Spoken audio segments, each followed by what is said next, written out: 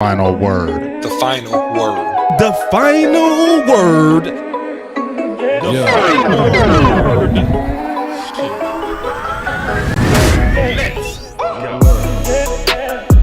Come on. What's up, fellas?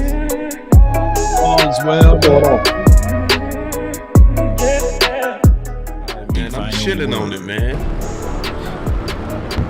They were like, Law, you never sleep. Come on. That's true. Law don't sleep. I always Vampire say blood. it's two laws. It's two or three laws. It's never just one. One checked out, the other one just checked in. Say, boy, listen. If y'all knew how serious this boy Law Nation take this, I'ma tell on you, Law. You ready? You ready? Hey, my boy Law was telling me behind the scenes he take vitamins, he drink water, he drink his orange juice. Just to keep that immune system strong, to keep out that content. Yo. That's what's up, man. Define a word. That's a professional, dog. Woo, this boy. Hey. Oh. Oh. Oh. Yes. Define a word. Hit that boy Law with a yoga flame for you, but y'all show Law. Final word. Y'all Define show a Law some love word. with them flames. Define a Let's go. word. Yoga fire. The final word. The final word. Dracarys. Let's go. We got a lot to talk about today. Yeah, man, we got a lot to talk about today, man. Tony Pollard, the tag. Woo. We need more weapons. And we go just put it all together. We go just call it the Dallas Cowboys updates. Let's go, Yoga Flames. Dracarys.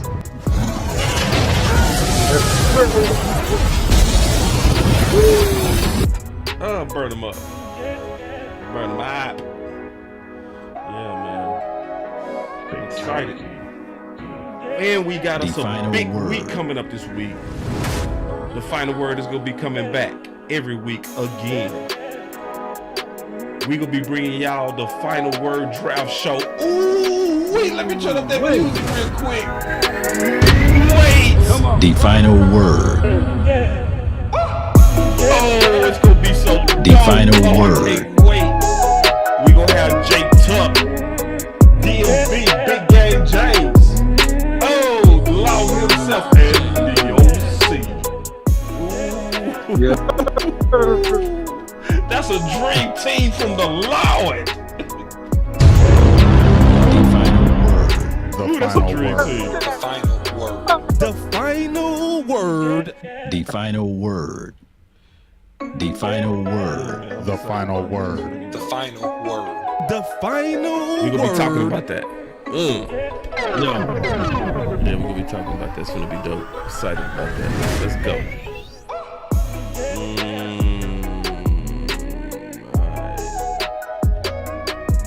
Kickoff time, baby. Define a word. Let's go. Kick it off.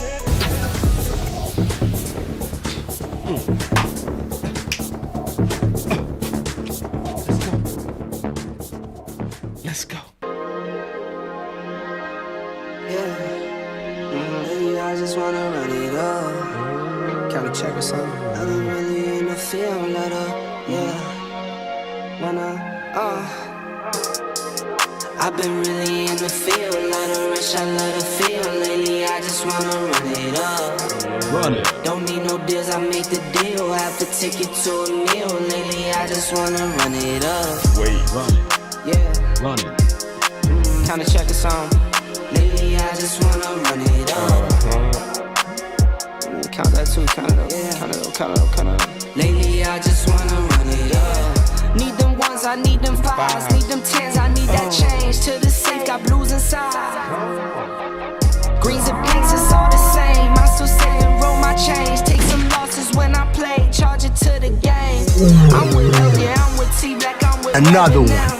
I'm with Bay, yeah, I'm with Jay, yeah, I'm with Chuck and now. Still the same, not switching sides, now it's about loyalty.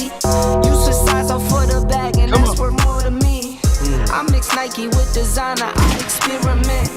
You just rock what's on the shelf and I'm not feeling it. Search for the one, but baby girl, there's nothing real as this. Can't trust a soul, I keep a hammer, call it too legit. I've been really in the field, love the rush, I love the feel. Lately, I just wanna run it up.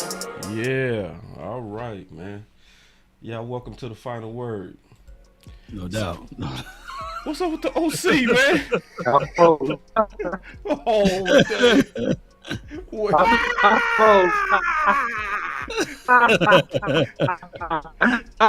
Lost in space.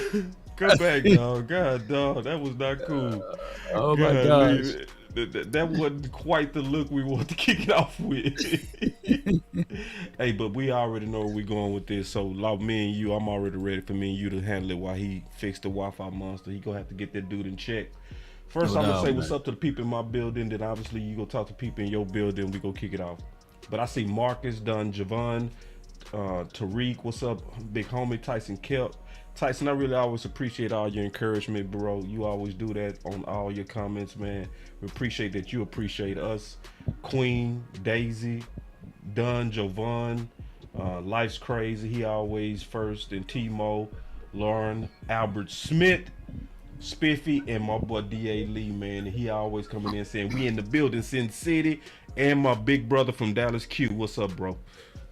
Yes, sir. And let me echo what Tyson, Tyson does a wonderful job of repurposing our content, and flowers to you, man. DM me your address. I got something for you, fam, because he's always sending us through things through Twitter, repurposing, man. And I know that is a hard job to do of just everything and giving us all flowers. So I want give you something in return, bro. So just DM me your address, and I know you're doing it from your heart, but I need to give you something from mine. Yeah, and Tyson, man, yeah, you're right. Tyson, he's fantastic at really endorsing the final word, Law Nation, Boss Cowboy Sports, Big Game James. He really go out his way to do his part to spread the knowledge and he's really like one of a kind with us. So, but let's get right into this. I can hear some background.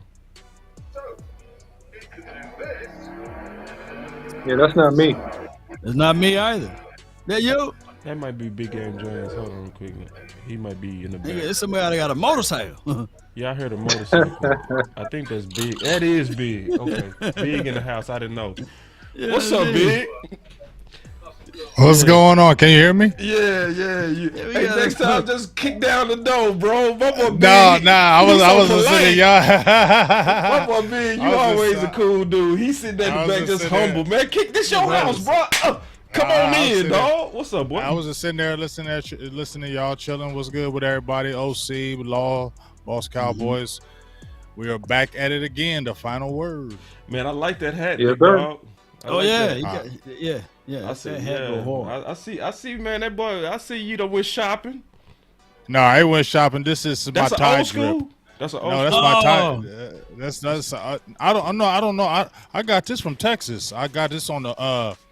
I had just happened to see this because they don't usually have that black with that blue dark. I like that color. So Nah, that's dope. That's a good look, bro. When I jack it, don't say nothing.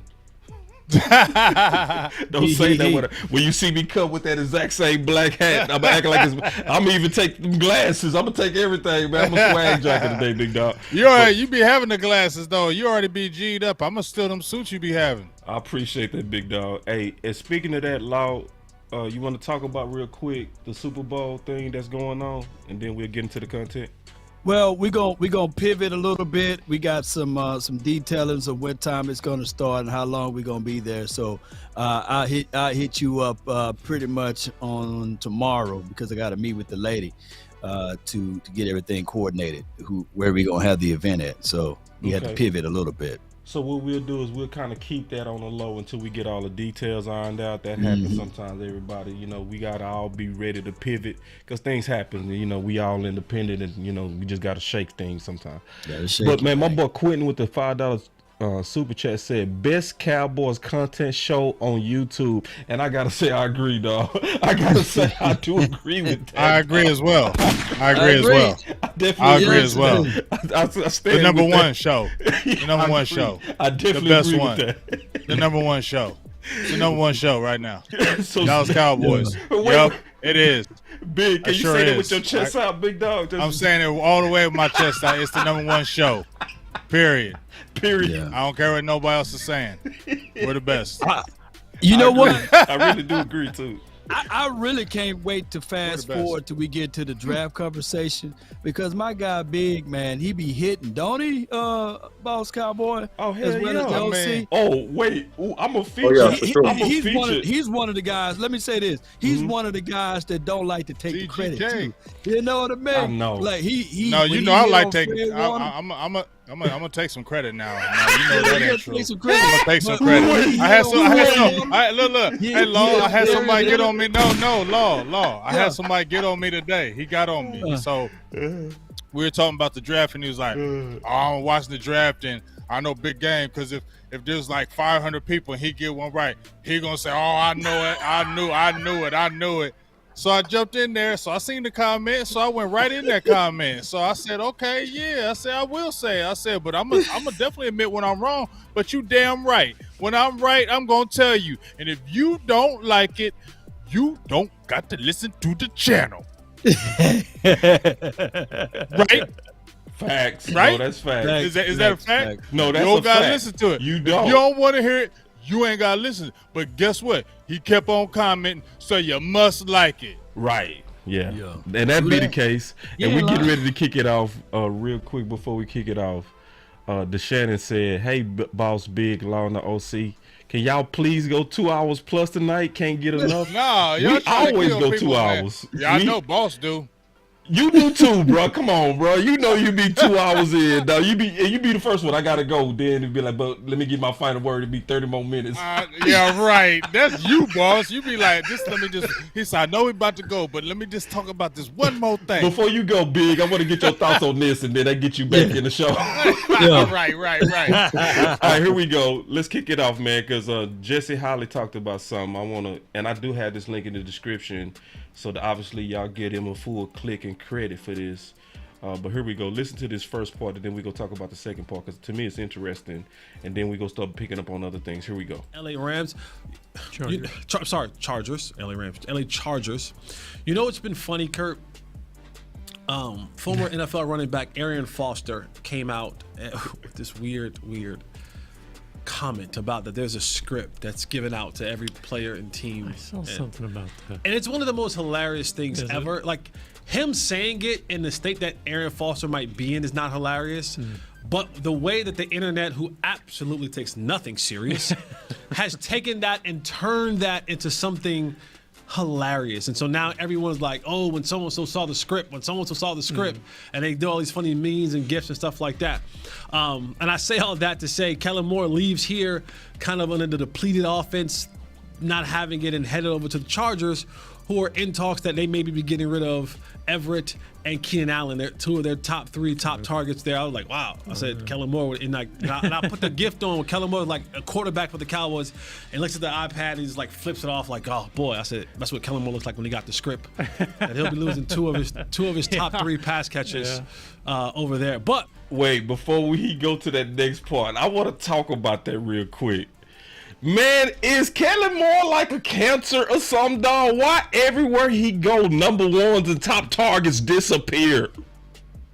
I'll tell you exactly why. Because he sells the no-star wide receiver offense. That's his calling card. Yo. He's selling his system, and he wows them with his IQ coverage and the beauty draw up. But at the same time, you got to have players to win games. And at the end of the day, he's going to be in a world of hurt.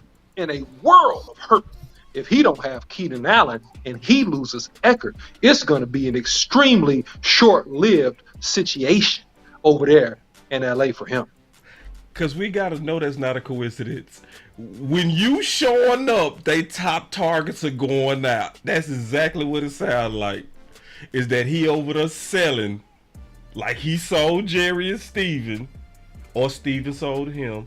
Hey, with my system, you don't need stars, right? Because we were saying that. You remember Will McClay said in training camp, In our system, there's no stars.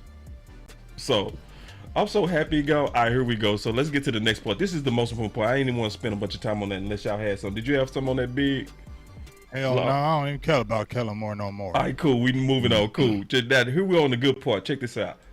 The NFL script for us gives us Brian Schottenheimer. Yes. And, through conversations and listening to what Mike and some other people said and asking around, it's a unique job. It holds the job title. See, I'm like that he actually asked around. We don't know who Jesse Holly's source is on this, but Jesse is in the building, and we all know Jesse personally. We all know Jesse is a man of character, and he ain't gonna be making up stuff. You know what I mean? So when we hearing this from Jesse, this is gonna be very insightful. Then we go talk about it. Here we go. Right. Be right back, boss. Coordinator. But on game day, Mike McCarthy, who is the head coach, will be calling the plays. So some may ask, well, what is Brian going to be doing? Right. That's a good question. I'd like to know that. Right. And so so I've asked around, and what the responses have been that I've gotten was that he will take over the day-to-day stuff when it comes to kind of running practices from the offensive perspective. Meetings, designing things like that, while Mike is still doing the overall head coaching stuff. Kind of still personnel. Mike's still gonna be doing personnel-wise and day-to-day kind of planning of everything. But so when they're in the meetings, breaking stuff down or going through the upcoming, game plan, that's Schottenheimer's going to be doing that. I think it's going to be a collaborative between Mike McCarthy and Brian Schottenheimer in their coaches meeting. Yeah. And let me take you behind the scenes just for a second. Yeah. When you're going through a week of football, and I don't want to get too complex on you, but the days are broken down, right? You have your Monday comes in. Then he got into kind of like how the practices work. But the big thing that he was talking about is how their roles are going to be divided up, and he went into a lot more detail than I've ever heard. So I want to kind of get y'all thoughts on this and kind of see if do y'all see anything that we should be fearful on, or do y'all see like an opportunity in this thing, or what are y'all seeing from more and more that's starting to come out? I'm gonna start with you, Big. We always start with you, Big homie. Well, I just feel like, he's getting this guy that he's comfortable with. He was with the staff last year, and I was already hearing that he was going to do a lot of more of the install of the offense, but Mike was, will call the play, so he can make installs of certain checks or certain plays they may see. Mike McCarthy can go to those. I think they can just work hand in hand. I think just Mike McCarthy wants to have guys he's comfortable with, guys he knows his system, and I don't feel like this is anything kind of weird. I think we've seen this in the NFL before, and I just feel like they already have a relationship. He wants to have somebody that has the same kind of mind in the concept of that West Coast type offense, where it's a lot of run. It's a lot of run first, a lot of play action, and that's what Dak is really good at, is play action passing. Quick slants. Dak is good with those slant patterns and getting to the ball, the receiver, when he's in motion. I mean, when he's, CeeDee Lamb is good with yards after catching, but hitting him when he's in motion with the ball, that's when he's really good at. So I think you're going to see a lot more of that. So, I'm like I said, I'm ready to see what's going to happen with it. I'm not going to be what we said. A lot of people, well, not a lot of people, but some people were pessimistic about it. I don't feel so. I feel like this is something that we'll see, I'm ready to see what's going to happen with it. You know what I mean? I don't feel like it has to be some explosive number one type offense. As long as that joker is getting the job done, run pass, I'm cool. No doubt. That's some good observation there, Big Game James. And I would say this too. Nothing new under the sun. The 49ers had the same game plan. They got an offensive coordinator, but their head coach called the plays, and his name is Kyle Shanahan. So, yes, you have installments. Yes, you have strategy schemes, and this could work out best for Mike McCarthy. Why? Because Mike McCarthy now can sit back and still be the overall coach, meet with all of the staff, but now when they get down to actually dialing up plays, use and lean on his experiences. he been around great quarterbacks like the Joe Montanas, like I believe Brett Favre and all of those guys, Aaron Rodgers. So he know what good quarterback play is. So let's put the quarterback in good situations. So we would now begin to utilize and see the full strength of Mike McCarthy and the way he want to see these wide receivers and as well as tight ends. I recall just before the season kicked off, ladies and gentlemen, that he wanted to see Simi Fehoko as a hybrid tight end, and we had our backs and forwards with that. But now looking at the bigger picture, and hindsight is 2020, maybe Simi never could pick up those option routes and those stop routes. Now, when we look at everything and we see what Michael Finley done, when we seen what Jimmy Graham done, and we seen what all of the host of other tight ends done under Mike McCarthy's system, maybe we would see the utilization of Jake Ferguson, Peyton Hendershot sprinkled in with Simi Fehoko so he can get some playing reps and times in out there on the field. So all of these things could work out for the good. OC, did you Yeah, hear?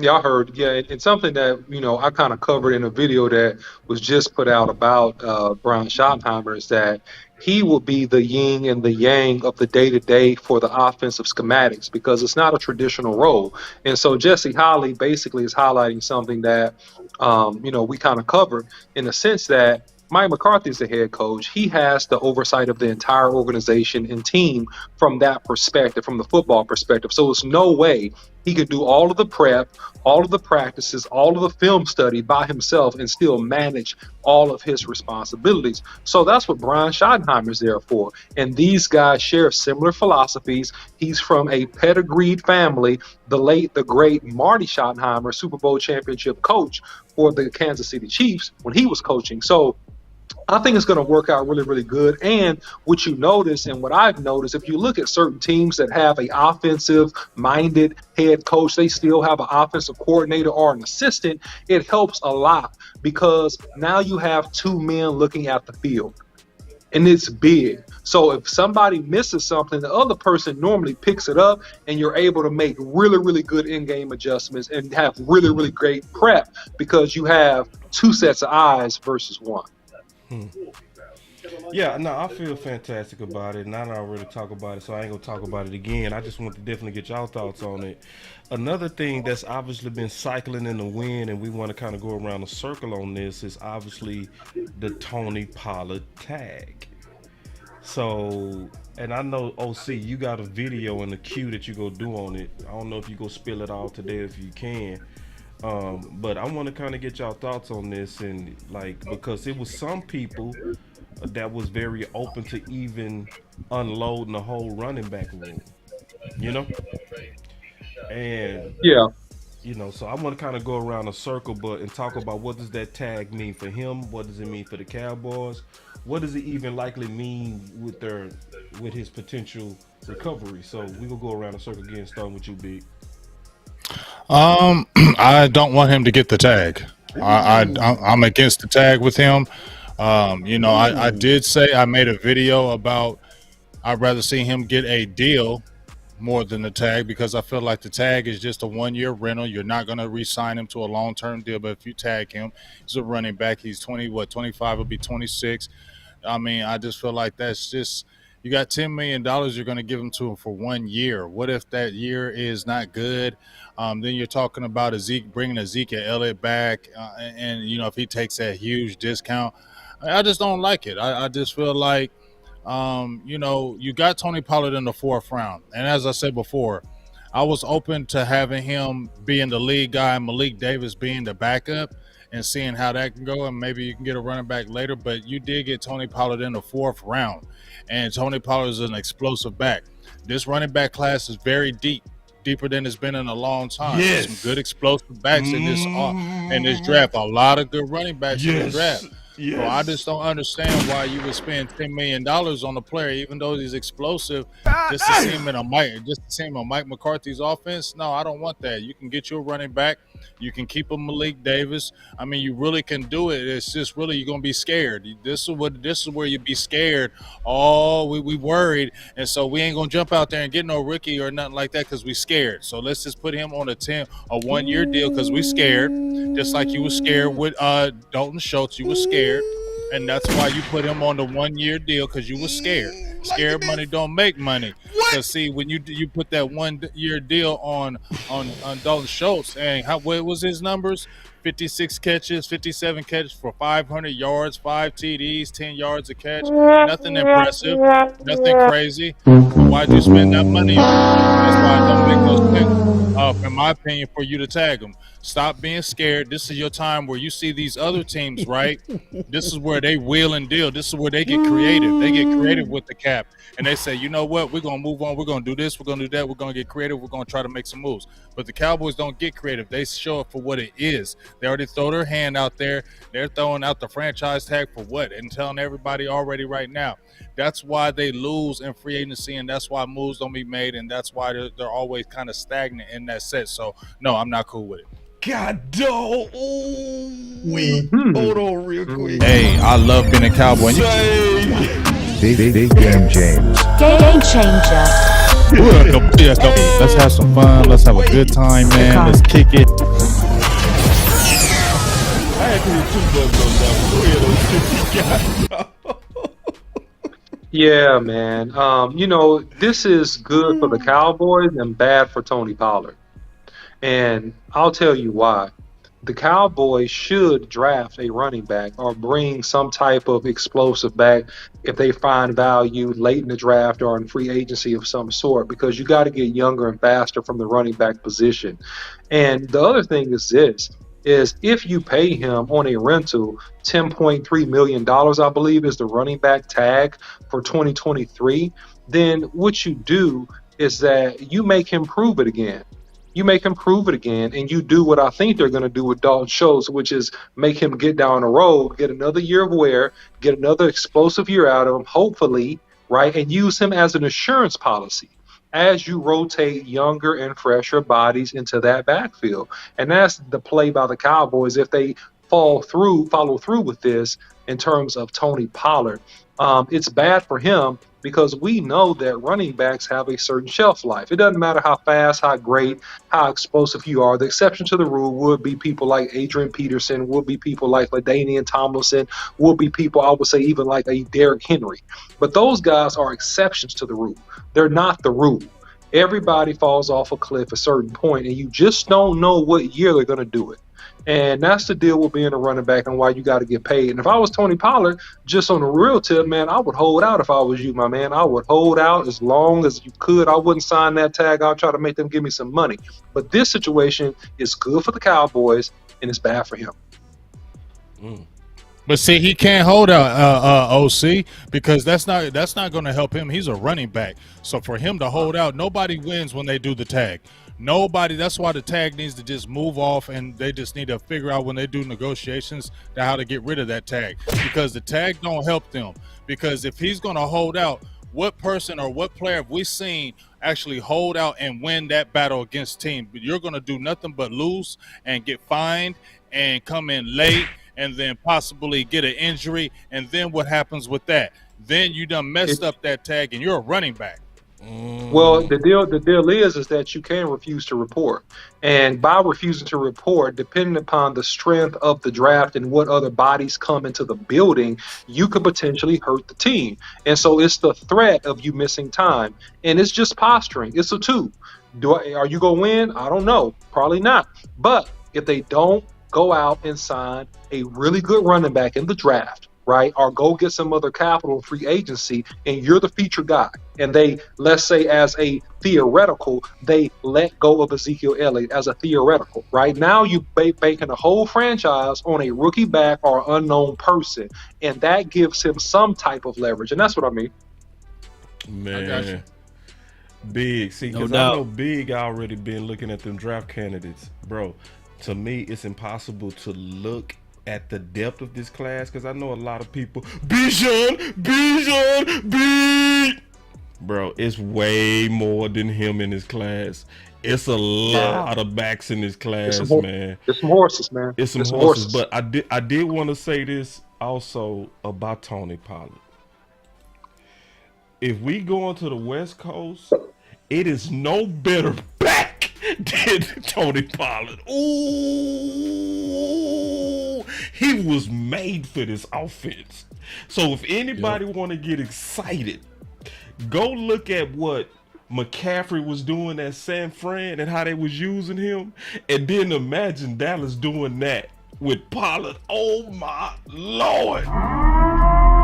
Yep. But you know what, boss? Yeah. I'm agree with OC in the fact of this is not good for Tony Pollard. Like I said, the franchise tag I don't think is good, period. But it's definitely not good for a running back in Tony Pollard. He's motivated, but how? You're giving me a 1-year deal, $10 million. You already seen he got hurt at the end of the year, right? He's a running back. You see he got hurt at the end of the year. So how are you happy about this? That you want a long-term deal as a running back. You don't want no 1-year deal on a franchise. No, you don't. This is for the Dallas Cowboys. This is for their selfish side. Let's just use you for that year because we worried about stuff, but this is not good for the player. So I don't see where the player feels good about this and how he wants to, you know what I'm saying, give the full effort for the team and that nature when we're already talking about franchising you and where you can't make no other money. You're going to just take this 1-year deal. The threat of injury is huge, and that's not good for a player, especially a running back. Big. And not just that. Go ahead, love. I was going to say, advocate. Go ahead. Not just that, because Tony is a young man. He got a family and everything, and you want security for assurance for where you're going to be at the next year. And a $10 million deal may sound cool, but it'd be the most money that he'll ever make. But good teams or great teams don't franchise tag their players. Franchise tag is kind of equivalent to the check cashing places or the title loan places. It just costs too much. You can't extend that money. You can't spread that money out throughout the life of the contract. And yes, it's a 1-year rental. And it also can bite you in the you-know-what, because what if Tony Pollard explode and be that crazy beast animal out of this West Coast system? Speaking of West Coast, think of, like, I know I'm going to age myself, but think of Roger Craig's of the world, right? But think faster. of like what they did with the Ricky Waters and down that time with But the faster. 49ers when they was, but faster. So a guy that can catch out of the backfield, you can run them on wheel routes. You can do all of those things out of a West Coast principle. The drags underneath. So it's going to be nasty for the Cowboys. They need to go ahead, if they really like Tony Pollard, extend that man for a long-term contract, 3 years, and move on and get it done. If you don't feel that high on Tony Pollard, there's a Gibbs out there that you can go grab. There's multiple guys in this draft that you can bring in for a rookie deal there. But go ahead, y'all. Nah, man. Because I feel like, to be all the way honest, I feel like the Joneses got a lot of leverage on this. He got him a late injury. You know what I'm saying? So with that, if I'm speaking like I'm one of the Joneses, bro, you got to come down off your price. Because we going to be gambling with you, bro. You saw us gamble with Gallup, and we didn't quite get the best year we supposed to get out of him because he also had a late injury. You know what I mean? So we do want you long term, bro, but you got to drop your price. It's unfortunate, but that's how it is. It really is like that, because we do got the option to go get us 3 young studs out this draft who go be way cheaper than you.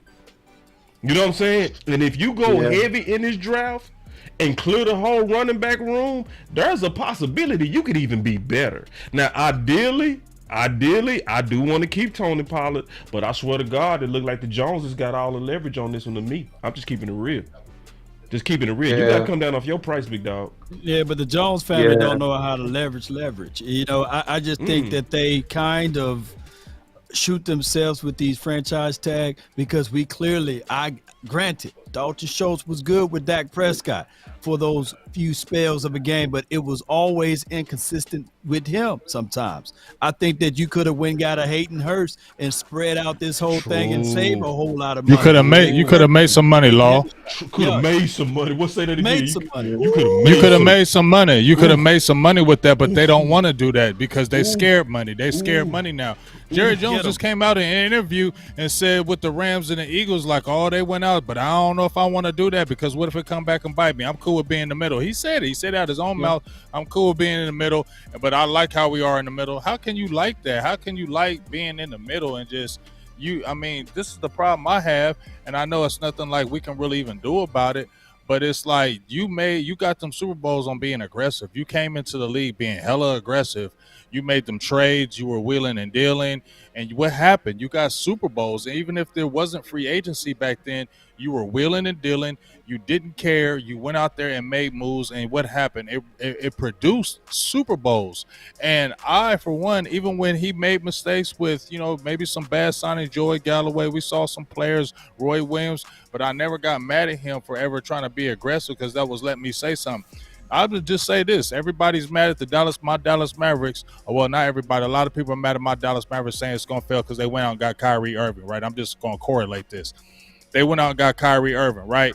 Because, you know why? They took a chance. It could blow up in their face, right? It could blow up in their face. But they're saying we're going to take a chance on it anyway because it could go the way we want. We're putting another quality player. We're trying to make this move and trying to make it happen. That's where I don't like this. And when you see just right there with this Tony Pollard thing, I feel like we saw he's a rookie. Wasn't Ezekiel Elliott a rookie? Ezekiel Elliott came in did pretty good as a rookie, didn't he? Sure did. How many rookie running backs have we seen in the NFL that have come in and done well? Some. A lot. Yeah. To your a point. lot. Yeah. A lot. We've seen a lot of rookie running backs come in and produce. We've seen unknown rookie running backs. I think there's a couple of unknown rookie running backs that happened this year that had 1,000 yards. Remember Gibson did it? Yes. James Robinson. Remember Julio from the Jaguars. Yes. I mean, remember Julius Jones? Remember Julius Jones? Baby, Yeah, so why are we going to sit? Julius so Jones how are we going to sit? Right, but so how are we going to sit there and say we worried about Tony Pollard coming back? We've seen it time and time again. Young backs coming in this league and making waves. Boss, we talked about Breece Hall before he got hurt. Was he going crazy? Going crazy, and we knew he was going crazy. We said it last year that Breece was going to go crazy. We called it. Well, let me just address the elephant in the room. Let me address the elephant in the room here, and no one can say it better than my man Law Nation. And he said, just go ahead and get it all the way out. Let me go ahead and get it all the way out then, because at the end of the day, you don't have to sign Tony Pollard. That's the truth. Okay, let me go further. You don't even really need Tony Pollard. And if I'm the general manager, I'm looking at Tony Pollard like, sir, you have a lower leg injury. We love you. I don't know if you're going to be as explosive as you were. We got to be responsible with the cap. We're going to give you just about a team-friendly deal. If you want it, you want it. If you don't, you can shop. That's okay, sir. And I'm drafting 2 running backs. And then where I will take a chance, because here's the thing, Big, and this is where I will say something. You don't have to be super risky to have a championship franchise right now because you drafted well, you bargain shopped well. You don't have to be super risky to be great, but you do need to take a risk somewhere. You need to take a risk somewhere. So if you splash with another target on the outside, like a receiver or something of that nature, right, you can be conventional, conservative, and draft well again, get some fresh meat in here. I hate to put it like that. Get some fresh meat in here and get these boys to rock because they're going to be 21 years old, full of testosterone, hungry, as strong as they going to be, ready to take that punishment for 3 or 4 years, and let's rock. That's what I'm doing if I'm the Joneses. I'm not overpaying for nobody, and I'm not worried about it if you take my contract or not. This class special, this bro. is what I said. But this is what I'm saying right here. Just bouncing off you, OC. This is my free agency thing. I said, you remember what I said? You don't have to go out there and get all kind of free agents. You don't have to go out there and go crazy. Well, I said, go out there and get Deron Payne. Move these guys. Cut some people. Get rid of some people. Let some people go. Get Deron Payne. He'll be a difference maker in your middle. He'll take your defense. What that defense is already good and make it to a higher level. I said, go out there and get a DJ Chark from the Detroit Lions. He's a big receiver who we haven't had. 6'4", 4.3 speed still, and he's not going to cost you a lot of money because his numbers weren't crazy. You can re-sign a Donovan Wilson. You can re-sign Terrence Steele. You can re-sign Anthony Brown on a depth. You can re-sign a Jonathan Hankins, LVE. These are guys of contracts that will be good for you. Maybe you can bring back a Dante Fowler. You're okay if you do that in free agency. That did not kill you, especially if you restructure contracts and then you got a difference maker on your defense that's going to take your defense to another level. You kept a reserve in Jonathan Hankins. You still have a Bohanna, and then you still got a Gallup, Jalen Tolbert year 2. You got a DJ Chark, who's a big, fast receiver now. And then, like you said, OC, you can still draft running backs and choose, and you're going to be okay. Stop being out there and being scared, Dallas Cowboys, and that's the problem. Hey, I love being a Cowboy. I already hit the button. I'm going to hit it again. Big game changer. Game changer. Let's have some fun. Let's have a good time, man. Let's kick it. Sometimes bars be just freestyle. That was a freestyle by Big Game James. My goodness, man, off the top rope. But let me say this about Big Game James' thoughts and theory with this. And this is why this should be something that the Cowboys front office should adapt. It's not about getting the small fringe free agencies. We're not pretty much wanting the Cowboys to stop their philosophy with that. But what we're saying to the Cowboys, damn it, won't y'all just make one big move?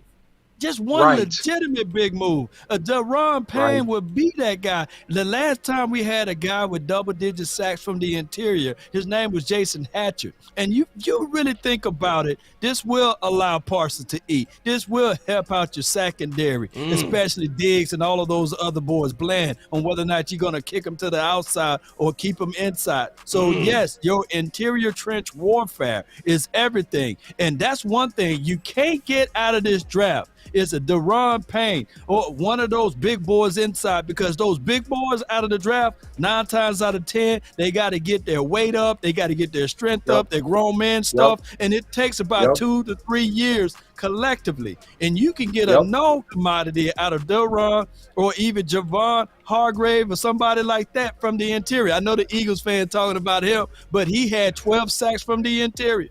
That helped everything else out. So they can't pay that guy. And, of course, the Washington team can't pay Deron. Let's figure out a way to pay one of those guys and bring them home over here in Big D. All right, so and I'm gonna throw another name in the hat. I wouldn't be upset if you just went ahead and got a person like a DK Metcalf to balance that field and just dominate offensively, something like that. And I'm bouncing off along this in the sense that, man, you don't gotta go sign 3 or 4 big time free agents. We just need one good one. Because you draft well enough and you manage well enough. If you got a star piece on offense and or defense, man, that will set you head and shoulders above a lot of teams in the NFC. All right, so that was wonderful. That was wonderful, man. Y'all clap it up for the panel, man. The panel did their thing on that one. I think that was very in-depth by everybody that's at the table. It's a lot of plates, so hopefully everybody got a snack off of that. I feel good about that, but very good thought, and I'm very curious to see how this go play out. So check this out. It's something that's been going around a lot, and I'm hearing it more and more and more. I can hear somebody background. That might be you, Big. You might have your TV on. Oh yeah, maybe turn it down. It's all good. But it's something that keep going around. The Cowboys need more weapons. Yeah, that's going around. Let's kind of start having that conversation, because that was pretty obvious towards the end of the year that they were searching for weapons. They looked like they never could find that replacement that they was trying to get from Amari in the absence of Amari. So just what's y'all thoughts on this weapon stuff, and how do y'all see this playing now? We will kick it off with you, La. Well, more is the merrier. The last time we won Super Bowls where we went out and got more weapons.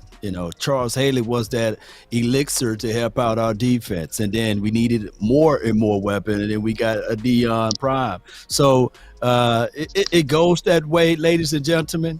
We need more weapons. We need people to help this team out. Law, what you mean? You got to buy a Super Bowl? Yes. There's nothing wrong with saying it. Hey, we see Tom Brady, and he is the only guy that's remembered. But I recall a Stephon Gilmore. I recall a Darrell Reeves. I recall a Talib Akib. However you say that man's name. He's from Texas, right, boss? So we get all of those things that you look at it.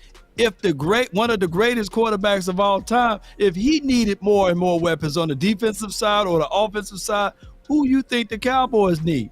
We need more weapons. Yep. So let's go out there and find more and more weapons. I've seen Matthew Stafford. Most people considered him trash before he came over to the Rams land, and they had weapons upon weapons. And of course, we looking at the Eagles. They walking right to the Super Bowl. Why? They got more and more weapons. No one on this plane or dimension can tell me that, hey, Jalen Hurts would have made it to the Super Bowl if he was throwing it to Jalen Reagor, right? And they didn't add in A.J. Brown and et cetera, or the people that they added in on the defensive side of the coin. So all teams need more and more weapons. Look, I'm going to say this before I let somebody else go in.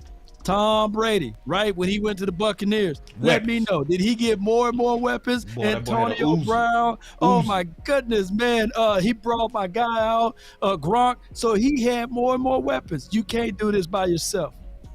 Team game. Talking about weapons.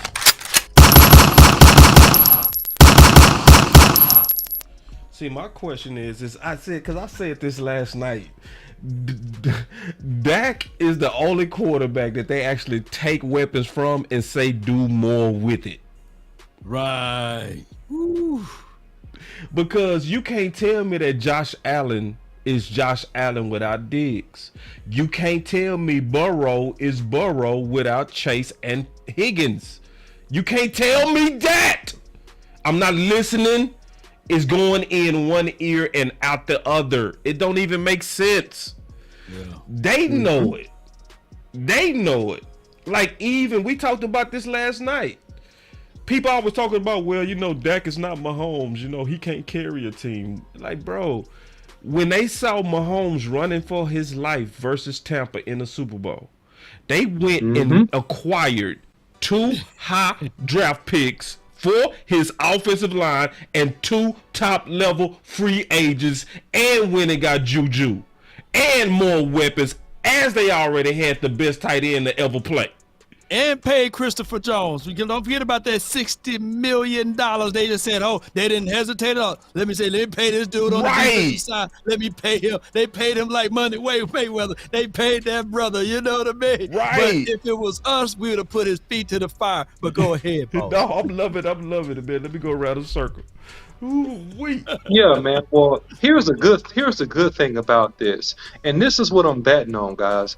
If Mike McCarthy has some say in these draft picks in the same way that Dan Quinn got control and was able to stock his side of the ball with the premium talent and the type of players that he likes, we're going to be in extremely good shape. Because if you go back and you look at the Green Bay Packers, what did they have? They had big wide receivers that were great route runners, that had speed. They had big tight ends that look like power forwards from the NBA, 6'7", 260, 270, that could run past safeties. We had running backs that could pound it, cut, catch out of the backfield, and also make the long run. So listen, if we get the type of prototypes for the West Coast offense that they ran up in Green Bay, and Mike McCarthy is able to get his shopping list together and actually pick some of the ingredients by which to make this masterful recipe, we gonna be in real good shape. So it looks real good, and as long as we see some trickles of that in this draft,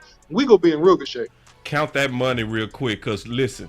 This is the logical step to build on it and use what we've established, or if you will, the foundation of the wins we've got. This is a time for us to build on it, and that's what this is. This is a building step. Offensively, will you keep the same offense, or will you go back to what Mike used to run in Green Bay? It will be, I'm sure, with added nuances of the times, but more importantly, the personnel. Wait a minute, Arkansas.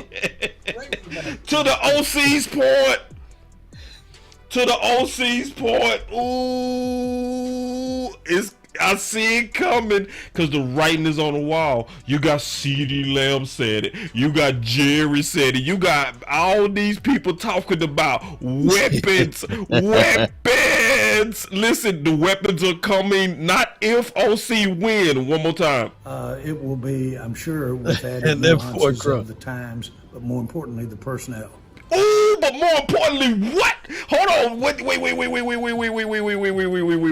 More importantly, Big, did I hear him right? More importantly, what? It will be, I'm sure, with added nuances of the times, but more importantly, the personnel.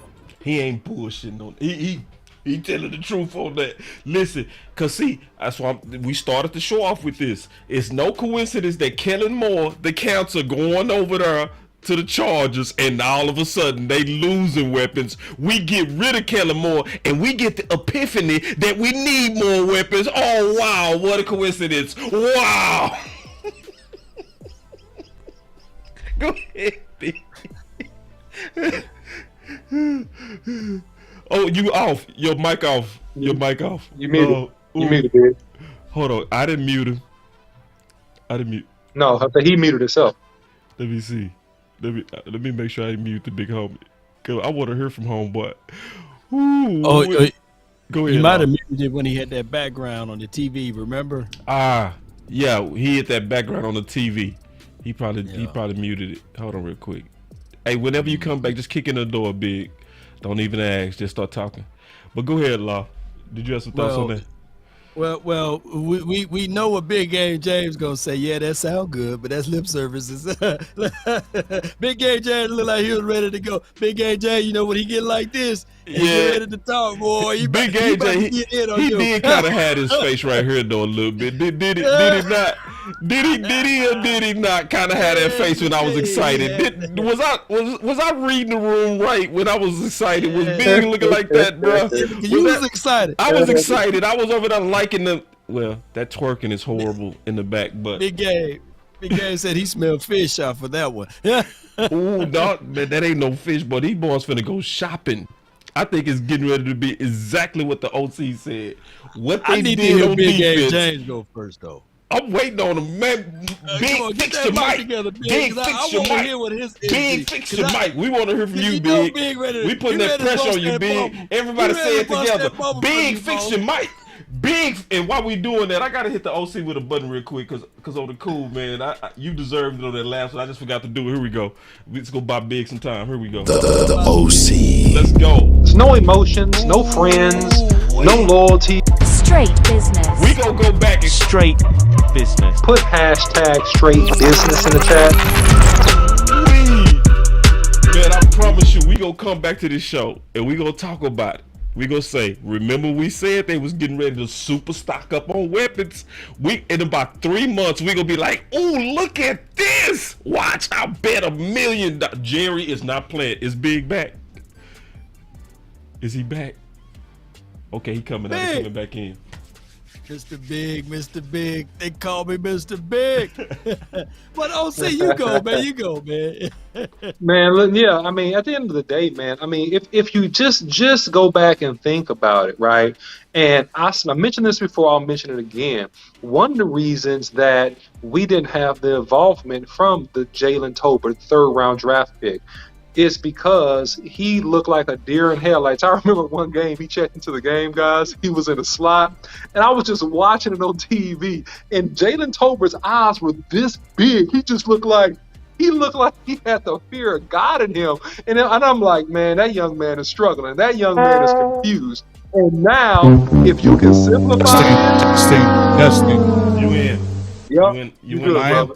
You in the door. Oh, I didn't mean to cut you off, OC. No, you good. I apologize. No, you can But go, yeah, go let me jump right in there and temper Boss's enthusiasm. I'm gonna temper your enthusiasm up in this mother sucker. Temper your enthusiasm up in this mother sucker, dog. Calm your ass down over there. Get that damn act together. You talking about Jerry Jones here? I don't be believing all that stuff. I won't miss some glory hole. No. Yeah, you know what I mean? Now, I'm going to say maybe I feel a little better. You know, with Mike McCarthy, he's getting his guys, but I want to see. I want to see you in free agency because all I heard Jerry was saying he was scared. Then all I heard Stephen Jones saying he's scared too. And, y'all remember when we did Amari Cooper? Man, how long ago was that? That was like 5 years ago. You still doing cartwheels over Amari Cooper when you made that trade in 2018. It's 2023, and you're still talking about that. So when you're saying that he's going to go out there and get personnel, I need to see it. I just mentioned 2 players, and I know we can get a few more different guys, if that can make what you're talking about work, because we can't just rely on all rookies, right?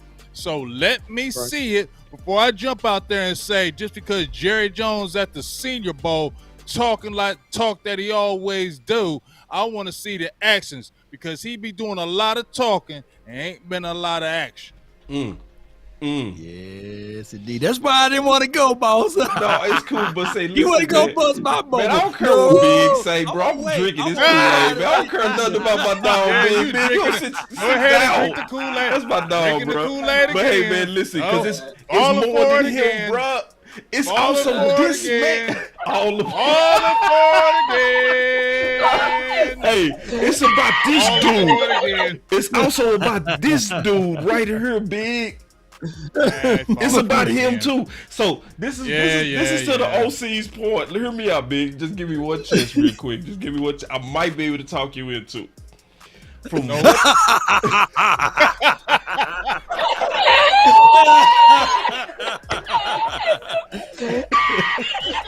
Hey, y'all give me a second, man. I think I can do it. I think I can do it. You gotta wait. Hear me out. No, you gotta wait all the way to the playoff next year. No, exactly. No, we ain't wait for that. We ain't wait for all that. No, I don't see it in free. If I do not see it in free agency, we're waiting to the playoffs again. No. Hear me out.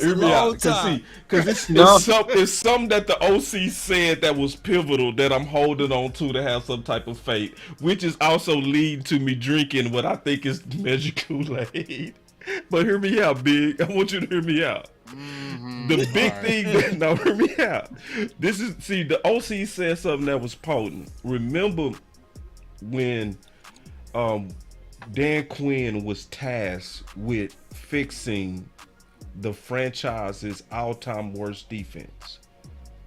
So Will McClay and Mike McCarthy came together, and Mike McCarthy said something that turned Will McClay into Superman. He said, listen, man, I'm not going to dictate to you who to pick. You get the players, I'm going to coach them up. Just get me the players. When if Mike McCarthy say that on offense, even though Jerry Jones put it out there and we should be leery of what he say, I do trust that if Mike McCarthy unleash Will McClay to work his superpowers, bro, we gonna have a better offense. That's just how I see it. Well, we ain't working our superpowers if you sign Tony Pollard that franchise. You're not working your superpowers, are you? No. I'm going to say something about that real quick because I might be able to help Boss Cowboy convince you a little bit on this one, Big. If you think about this, we really don't need to dominate in the free agent market because it's not a bunch of great free agent wide receivers out there this year, in my opinion. But where you can get hidden value is the hidden gems that you have in your own organization that you have not used. Because what did we see with Jalen Turbo going back to training camp? We saw him beating people one-on-one. We see him doing great things in training camp, but then all of a sudden when we got to the regular season, he disappears. Why? It had to be a disconnect with his learning and his acumen about this system. If you simplify this and let man beat man, like Michael Irvin said, let man beat man. Jalen Turbo can beat some DBs in this NFL. Also, think about a guy that runs a 4.2 that hadn't even got 5 targets on offense. His name, he made the Pro Bowl as a kick returner, right? Imagine using him some. You get some redemptive power. Also, I'm going to say a guy I still like, who I just think, man, hadn't really got a fair shake, Simi Fioku. I think he's a possession guy. He's a 4.4 guy. He's tall. He's big. He's 6'3", 230, runs a 4.4. You can possibly get some redemptive power by making one big move in free agency and also adding some additional talent in the draft along with what you have. And if you do that smartly, what I say, Big, it's a lot of redemptive potential things you can do to even use the pieces you already got. Just an idea. But I'm with you, OC. That's why I said go get a Deron Payne and get somebody on a defensive side. That I said, you don't have to get 5 agents. Get like 2. Get it like 2. I'm with the Jalen Tolbert because I think Jalen Tolbert is going to have a good year 2 under Mike McCarthy. I'm excited about that. I like Turpin, but I still feel like to get over the hump, you can have, and I said this before, and y'all already know this. Y'all played on squads where you had a nice team, and then next thing you know, the next dude comes up, you like, oh, I got next, and you pick him up. Your team goes from good. This dude was playing on the side of the court, or he was playing on the field. Now all of a sudden he came on your team. Y'all was beating teams. Now y'all dominating teams because that outside guy came out of nowhere and made your team that much better.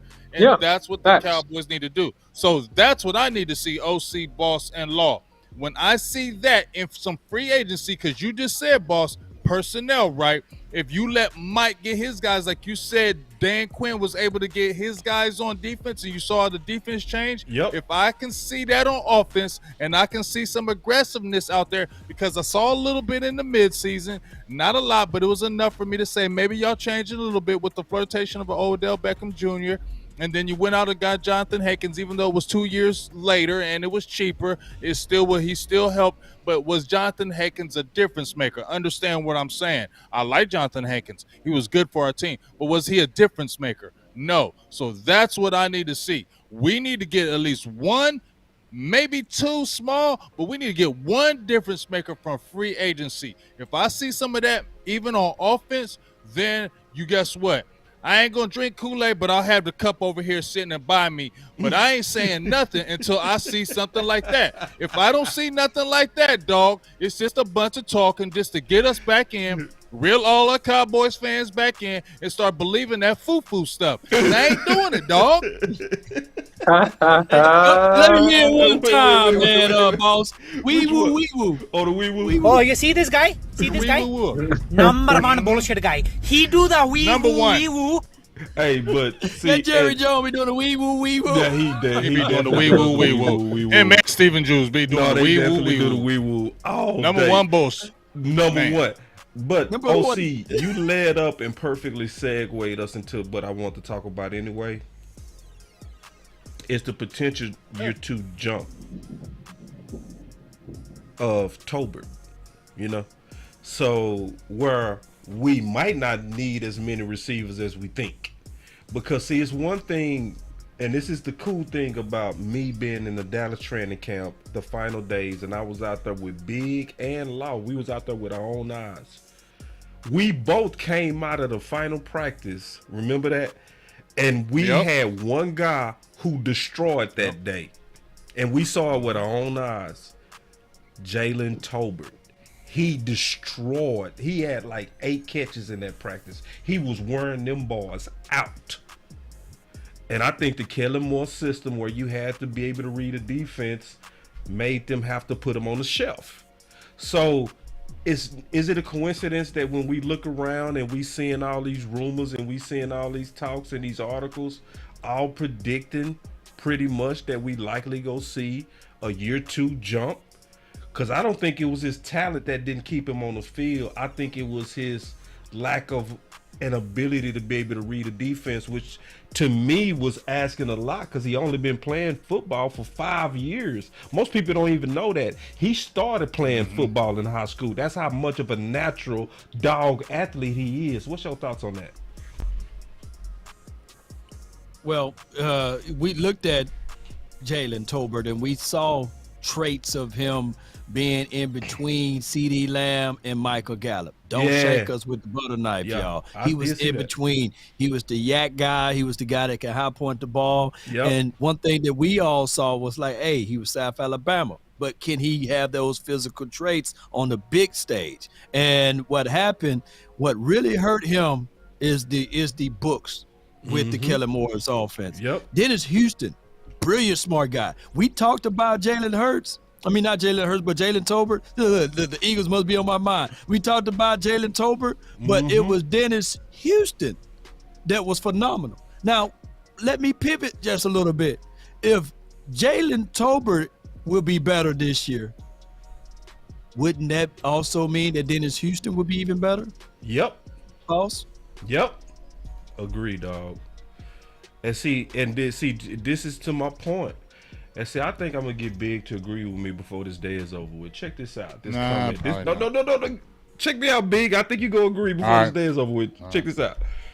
He said, Will McClay strikes again. They did a 2022 redraft and they had Tyler Smith going number 6. Oh, see, I told you that. Remember, we was debating who was better at team building, and I was telling you that Will McClay was way better than Rose. What's his name? That dude over there, Roseman. That dude at Philly. Like, cause I don't know if y'all knew this, but the OC is now a Philly fan. Howie Roseman. Yeah, Howie Roseman. Like the OC is now a Philly fan. Can I say this? Can I say?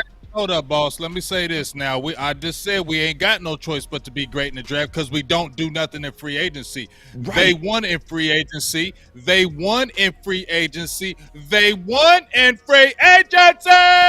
Yeah, but this is the point. And that's what I was telling Boss Cowboy, Big. And I'm so glad that you are balanced. You are balanced. See, Big, you are a balanced thinker. See, Big, you are a balanced thinker. You are a balanced thinker because I said put the whole team together. I didn't say draft. So Boss Cowboy want to pull out all the draft picks and walk through every draft pick and see how this is a better draft pick than what the Eagles did OC. And I'm like, no, boss, that the man put together a better team. He went and got the whole kit and caboodle where they had chemistry and they dog walked their way into the Super Bowl. And that's all I was saying.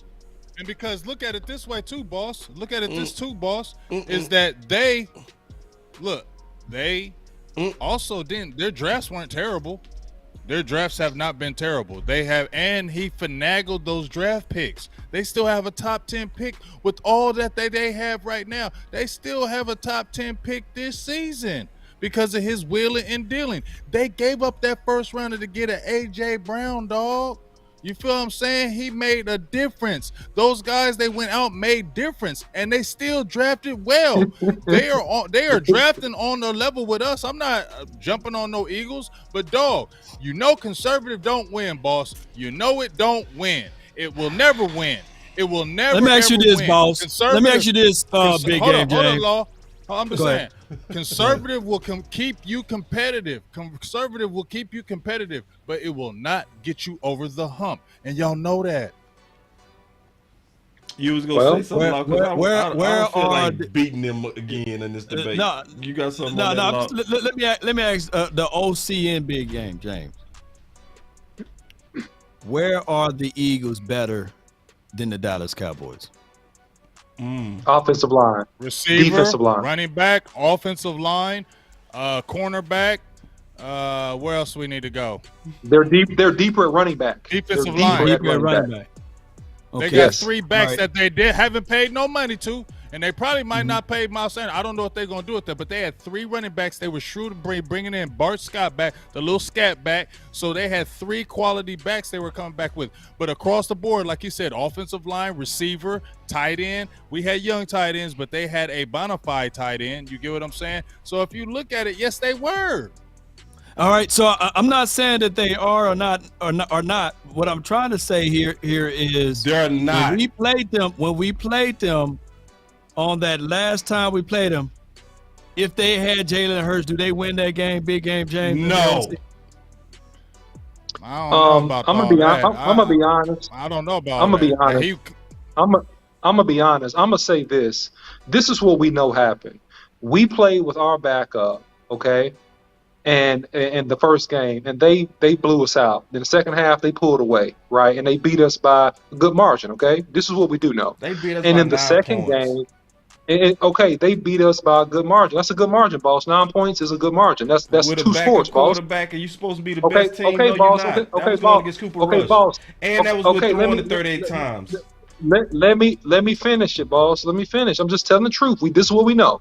We had our starting quarterback, okay, Dak Prescott, right, who had a great game, by the way, versus their backup quarterback, Gardner Minshew, who also had a really good game. And the Eagles barely lost that second game. That's what we do know.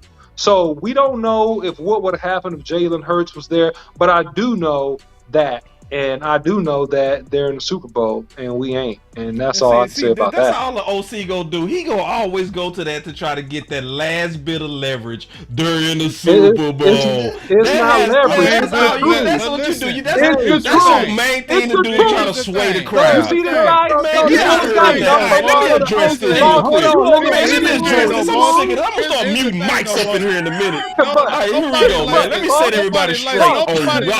I'm gonna let everybody. It's real simple on why we are better at team building. You don't know. Okay. And listen, I heard everybody's case. I heard everybody's case, and I want to hear your case. Everybody's case was whack. I want to hear your case. Ain't nobody gonna be able to fight me when I say this. Because it's homegrown. No, it ain't homegrown. No, check this out. Then tell me. It's easy too. You gonna feel me, and I'm gonna say it in the way I know you gonna feel me, B.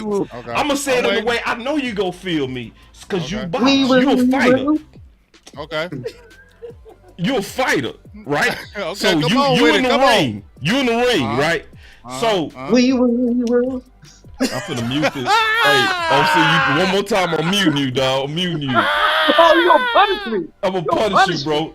Because I done listened to your whack case, and I didn't even interrupt your case. And then every time I'm trying to let a word out, you talking about wee woo. Like I ain't got the home field advantage with buttons. Like I won't actually mute you right now, and I will. So check this out. So big. Check this out. This is real though. So big. You can box, right? And if you boxing somebody, and you tie your one arm behind your back, and you still give them a good fight, who the better fighter? Are we doing that, boss? Yes. Who the better fighter? If you put one hand behind your back, you already know the answer to that question.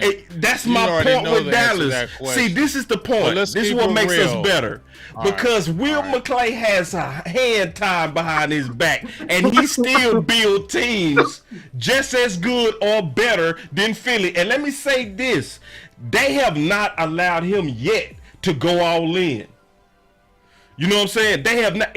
My question is this: if you took the hand from behind his back and say, "Okay, I'm gonna stop being baby nuts," go get it. If was a fifth. You telling me he couldn't get it in 1 year building Jersey? You telling me he can't? We don't. Man, the fact that we are competitive and this man got his hand behind his back, I easily win this argument. Game is over.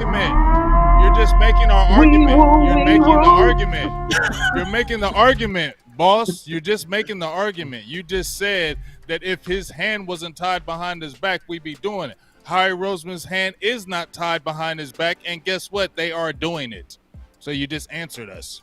But I'm saying we're better, though. I'm still saying that we are better. But boss, that's my point. You're we're hypothetical. Better. He's a better. We are better. You're hypothetical. Your hypothetical is correct. No, I'm about to give you some credit. Your hypothetical is correct, boss. Your hypothetical is correct. But the issue is, boss, this is not a hypothetical. And the reality is what happened. We can say what and if, but this actually is a real scenario. This is bullets flying. And when it is a bullet flying situation, we got to evaluate on what actually happened. And I'm saying, based on what actually happened, Boss Cowboy, that man has done a better job. I'm not saying Will McClay can't do a better job, but I'm saying based on what actually happened, boss, it's not a hypothetical. And that's the disconnect. That's it. Well, now that I agree with. It's not even I agree with that. I agree. But here's the thing, though, boss. Here's the biggest thing. The fact that Dallas, I just said it on there, that Dallas doesn't have no sense of urgency. When you're a GM for any other organization, correct? You can answer this for me, boss. When you get hired as a GM, your clock is already ticking. Is that not correct, That's boss? facts. You have probably like a 5-year window to get it together, or you're what? Or what's happening? You're getting fired. Right. Well, how many times has Jerry Jones said, I'm not firing myself? No. So where is the sense of urgency from the Dallas Cowboys organization when there's nobody firing them and there's nobody putting pressure on them to make the changes in the moves? So they can slowly, just like I told you this past season, boss, that they were going to fall back on that. Oh, well, we're young. We got a young team. And even though we didn't make it this year, next year will be. They always can use that built-in excuse of next year because we're younger and we're looking for the future. That's what I always keep hearing from the Cowboys. The future. No, the time is now. While Dallas keeps on talking about the future, these teams are like, we're doing it now and we're getting there. And the issue with this is that because Will McClay hand is tied behind his back, but we can't be better if we ain't get nothing. Philly is better in terms of less bureaucracy, less politics, less BS, less committee stuff.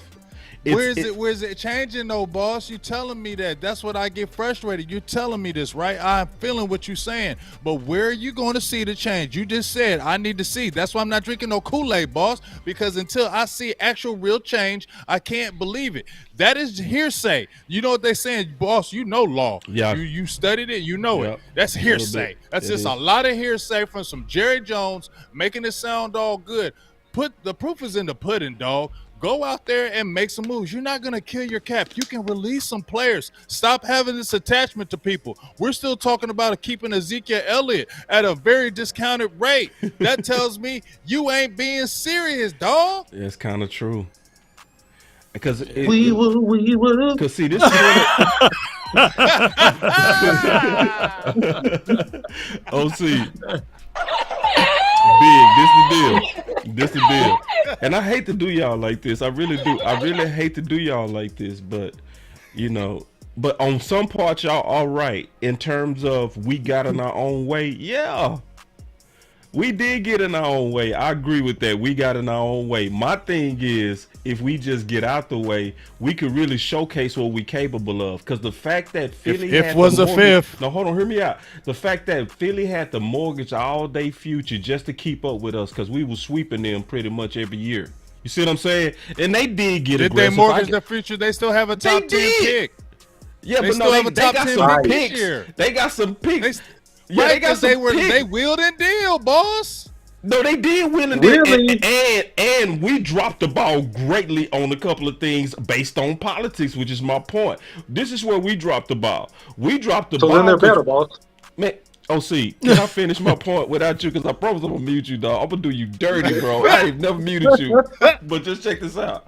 See, we could have now on the politics messing us up. Now, hear me out, big.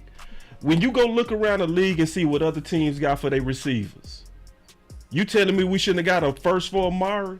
So in that, they did a better job of wheeling and dealing. I agree. On wheeling and dealing, they beat us because we just super fumbled and vomited the Amari Cooper. It wasn't even the fact that we got rid of him. It's the fact that we got rid of him for a fit. We've been hogging from Law. Law, what you got, bro? Well, you right on the money with everything. I was just on the show live with West Coast, and he said, hey, replacing Amari Cooper wasn't the issue because they did replace Amari Cooper. And I said, who?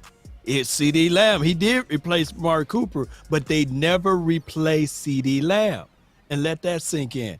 And I was like, damn, the Cowboys all last year never replaced CeeDee Lamb. We replaced Amari Cooper with CeeDee Lamb, but we never replaced CeeDee Lamb. So our number 2 wide receiver was Michael Gallup, who was our number 3 his entire career. He never been a number 2, and we asked him to do number 2 things. And then Noah Brown, we know his storyline. He was the 4th and the 5th option, and we wanted him go back to that be tape? number 3. Law, boss, can we go back to that? I would love for us to rewind that tape where I said Noah's. Remember when we was at Dallas? I apologize to you now, Noah, but I took that apology back now. You now you go watch the tape, Noah. Go watch the tape, Noah, where I said we know what you are, Noah. And remember when my guy was like, no, Noah's going to surprise. No, he's not. No, he's not. He's going to show exactly what he is. Oh, that was this is like Dennis Law did that dude man. like this. If y'all go watch the Fight of Word, the Law, go watch the intro as that dude talking. Law dude, that dude like be quiet. Yeah. Now I remember what y'all. Go watch the intro. Watch the intro of the Fight of Word. But we was on them drinks that day, but we was feeling good. Oh, we was on them drinks. We was feeling good. Oh yeah. But listen, man, just real talk, boss, man. On this, man, at the end of the day, man, we must admit, man, and I say this. The reason why I say this is not fanboying Philly. It's saying it so we can learn and we can take best practices. That's what the best organizations do, man. They take best practices and they learn from their competitors. And that's what I'm saying. They manage the situation of their cap and draft picks better than us in this way, because Jalen Hurts on a rookie deal. Okay.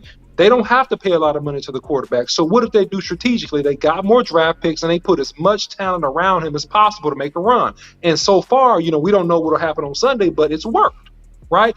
The same thing happened with the Seattle Seahawks when they found a gem in Russell Wilson. What did they do? You had the Legion of Boom. You had Marshawn Lynch, right? They built around him and built a strong team, and they went deep. They won a Super Bowl. Same thing happened, if I can go back even further, with Ben Roethlisberger. He was a rookie quarterback. He was solid. They had Jerome Bettis, all-star guy. Listen, he was solid. They had a great defense, and they won a Super Bowl his very first year. He did the womp on that.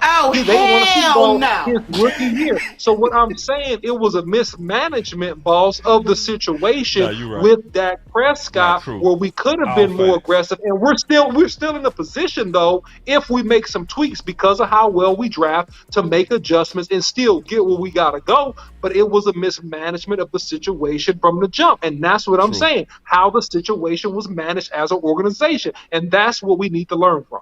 No, that's true. Yeah, I ain't gonna fight you on They're that. not gonna learn from it because nobody's telling them. They're not gonna learn. They're not. I'm gonna repeat this to you guys. I know. Let me just be quiet. No, they're not gonna learn. It's how many years now? Many years?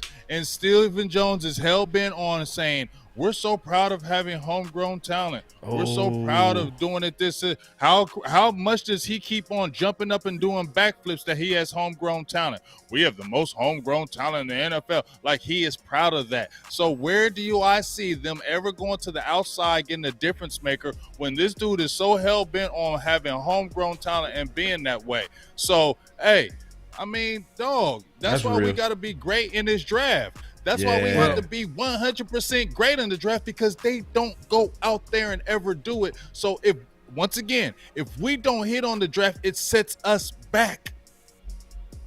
Yeah, it do set us back. But let me just say this one time.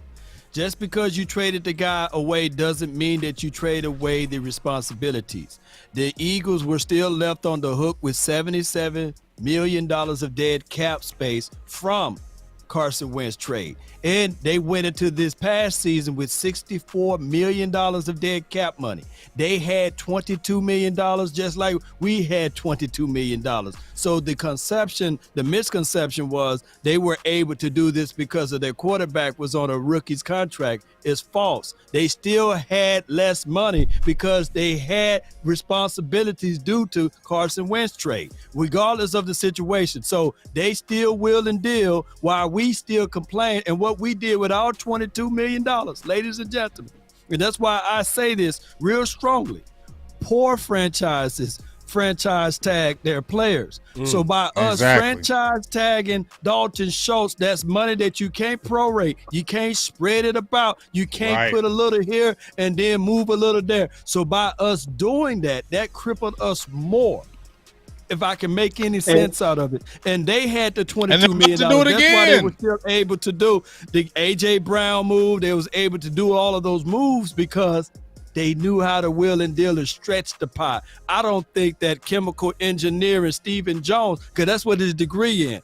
I don't think that he know how to manage the books well. And it's a do-it-yourself project. Yo, boss, OC, Big Game James, y'all got houses. When you try to do it yourself, yeah, it looks good that you can save some money, but it's be better if you go get somebody that know how to do it, because saving money is looking good on the outside, but it's not up to code. Yeah, let me jump in and pick it back on what you said. Hey, play that long. That was a good one. You're listening to nothing but the best. Let's go. You can't say that again like you Can I just get a said, yoga? bro, Can I 'cause get I'm a not yoga support fire? that, Can I get a yoga? Man, Please, he deserves yoga a fire. for that, Jesus. That's a yoga flame. That's a yoga flame. I appreciate it. That was beautiful. That was perfect, Law. That That was really was, perfect. bro. Like that was perfect. Was What he you in the just zone, said. big? That was What happened perfect. right there? That was perfect. Because that's what exactly it is. Yoga fire. That's exactly what it is. That's exactly what it is. Yeah, and to circle the block even more, just backing up Law, he's absolutely right in the sense that it's not just a rookie contract, but Law's making the point of, I believe, of myself and Big on this, and that they manage the cap better. They reworked contracts. They manipulated draft picks and capital to still get a tremendous amount of talent in that room. And that's what the Dallas Cowboys got to do some kind of way. You got to make it work, and you got to make it, as they used to say, do what it do. You got to make it do what it do and get the people in the building that can help you go far and deep and beat some of these teams that are keep on working and willing and dealing every single year to be a contender type team. And you can do it without sacrificing everything, but you got to be smarter and you got to start making some moves. Right. Yes, That's indeed. exactly correct. You got to be smarter. You can't be scared. And just like y'all said, you got to have somebody that can really get in there and get his hands dirty and do the nitty gritty. They are so hell bent on, remember, once again, who is all in that circle of running the franchise? It's just the Joneses. They act like they're the smartest people in the book. So they're going to be trying to prove they did it their way. That's why I feel like they're not moving from that needle, because they're so hell-bent on saying, we did it this way. We didn't spend a lot of money on free agents. We kept our guys. We did it this way. And where do you see that philosophy changing, fellas? I mean, I'm sorry. I don't like to rain on the parade, but I'm sorry. I'm not falling for the mumbo jumbo no more from these guys. I'm not falling for the mumbo jumbo. They say this stuff every single year to us. Yet we see teams time and time again pass us with simple things. Like they get in there, they get their hands dirty, they manipulate the cap. They say, hey, we're trying to make this happen without still killing our team. Yes, guess what? You might have a little kickback on the money, but guess what? If it's to get you the ultimate goal of getting to the championship, that's what you're playing for. What are you being scared of? What are you saving money for? What are you waiting for? What are you saving this money? And just like Law said, why in the hell, when you could have had more money to spend, you put $10 million on an average tight end? You were scared. You're doing the same thing with Tony Pollard because you're scared. You don't want to, we don't want to trust a rookie running back, so let's put Tony Pollard on a franchise 1-year deal. For what? Yep. And here's another thing too. It's how calculated Howie Roseman was. Instead of paying Fletcher Cox the $6 million signing bonus or the $6 million bonus check that he was going to get, they cut him. They cut Fletcher Cox. Brought him back. They ate the $12 million. Brought him back for 1.5. The dude got 7 sacks. If Fletcher Cox played for the Dallas Cowboys, there'll be a statue outside of Star. You know what I'm saying? The Frisco and Star. Because he had all of those sacks throughout the course of his career. They will be building monuments and all the type of shrines for this brother. But the Eagles were bold enough, and like you said, I hate giving these props to those boys. But that's big nuts right there to cut one of your boys and say, all right, test the market. You Fletcher Cox. But you're going to come back crawling back to us, because we got something for you when you come back. And 1.5 is what it was. And they got 7 sacks from 1.5. I can't make this stuff up, but y'all go ahead. Man, did I take my first L? Hell no, I ain't take my first L. I ain't take my L. Yeah, you did. Y'all did race. Yeah, you did. Yeah, I kind of think. Wee woo. No, in a total. No. All right, here we go. They took the risk. In the total scheme of things, especially how it was all expounded today, yeah, they outmaneuvered us. In terms of talent, I do think that we're better at being able to get talent, but overall, talent and maneuvering, yeah, you gotta. L, Dallas, you lost to Philly. Keeping it real. When you add it all up, especially your last point, Law, because it would have been a statue, and you know what else would have happened? Hey, Jamel, why don't you shut up, bro? You keep calling me out, bro, talking about I don't never admit. And I only see you when I debate. I love it. That's the only time I see you is when I'm debating. Talking about I never admit. Who the hell you been watching? That's why I love you, boss. That's why I love you, because I do that. That's why I love you, boss. I love it. That's why I love you, boss. Boss. No, don't you ever stop that, because I love it, because I do the same thing on my shows. I'll find one person just won't shut the hell up, and I'm like, okay, you know what? Forget the damn show. Me and you can just go at it. I'm going to give you what you want. Me and you can just go at it. Ain't nobody run from me. You know what I'm saying? You just keep on talking the whole damn show. Well, then let's go ahead and talk. You know what I'm saying? But it ain't nobody making you like you somebody. It's just I'm tired of hearing your damn mouth every day the whole damn time, and I'm going to go ahead and address it. I appreciate you, boss. I appreciate you just cut out the show and just like, man, shut the hell up. I love it. Don't you ever stop being like that. Dog, this dude over here being weird. The boss don't ever admit, bitch, I don't know you. Who the fuck are you? I don't know you. I feel you. I be over here like, now I'm over here saying that y'all made a good case, and as I'm saying that, this dude, he don't never admit. Dog, shut up. Like, as I'm admitting that y'all made a heavy good case against, you know what I mean? It's like, man, some of y'all be on my balls. Can y'all get off my balls, please? You feel me? All right, man. Let me get off of that, man. But it's just, some of y'all get on my nerves. It's all good, bro. I know. I get it. You want boss to take an L. Just say that. You won't, because I've been giving everybody L's. I done gave everybody L's before. Everybody. But sometimes I go take my L's, dog. It's my day today, okay? It's my day, okay? It's my day. All right, but real quick, this is my L day. I would take it. But here we go. All right, here we go. All right, man. Let's do this real quick. Just real quick. I got something for everybody. All right. This is the free agent list of Dallas Cowboys. All right, we're gonna make this thing. You know what I'm so happy about, first boss? That Terrence Steele is restricted. Yes. Yeah.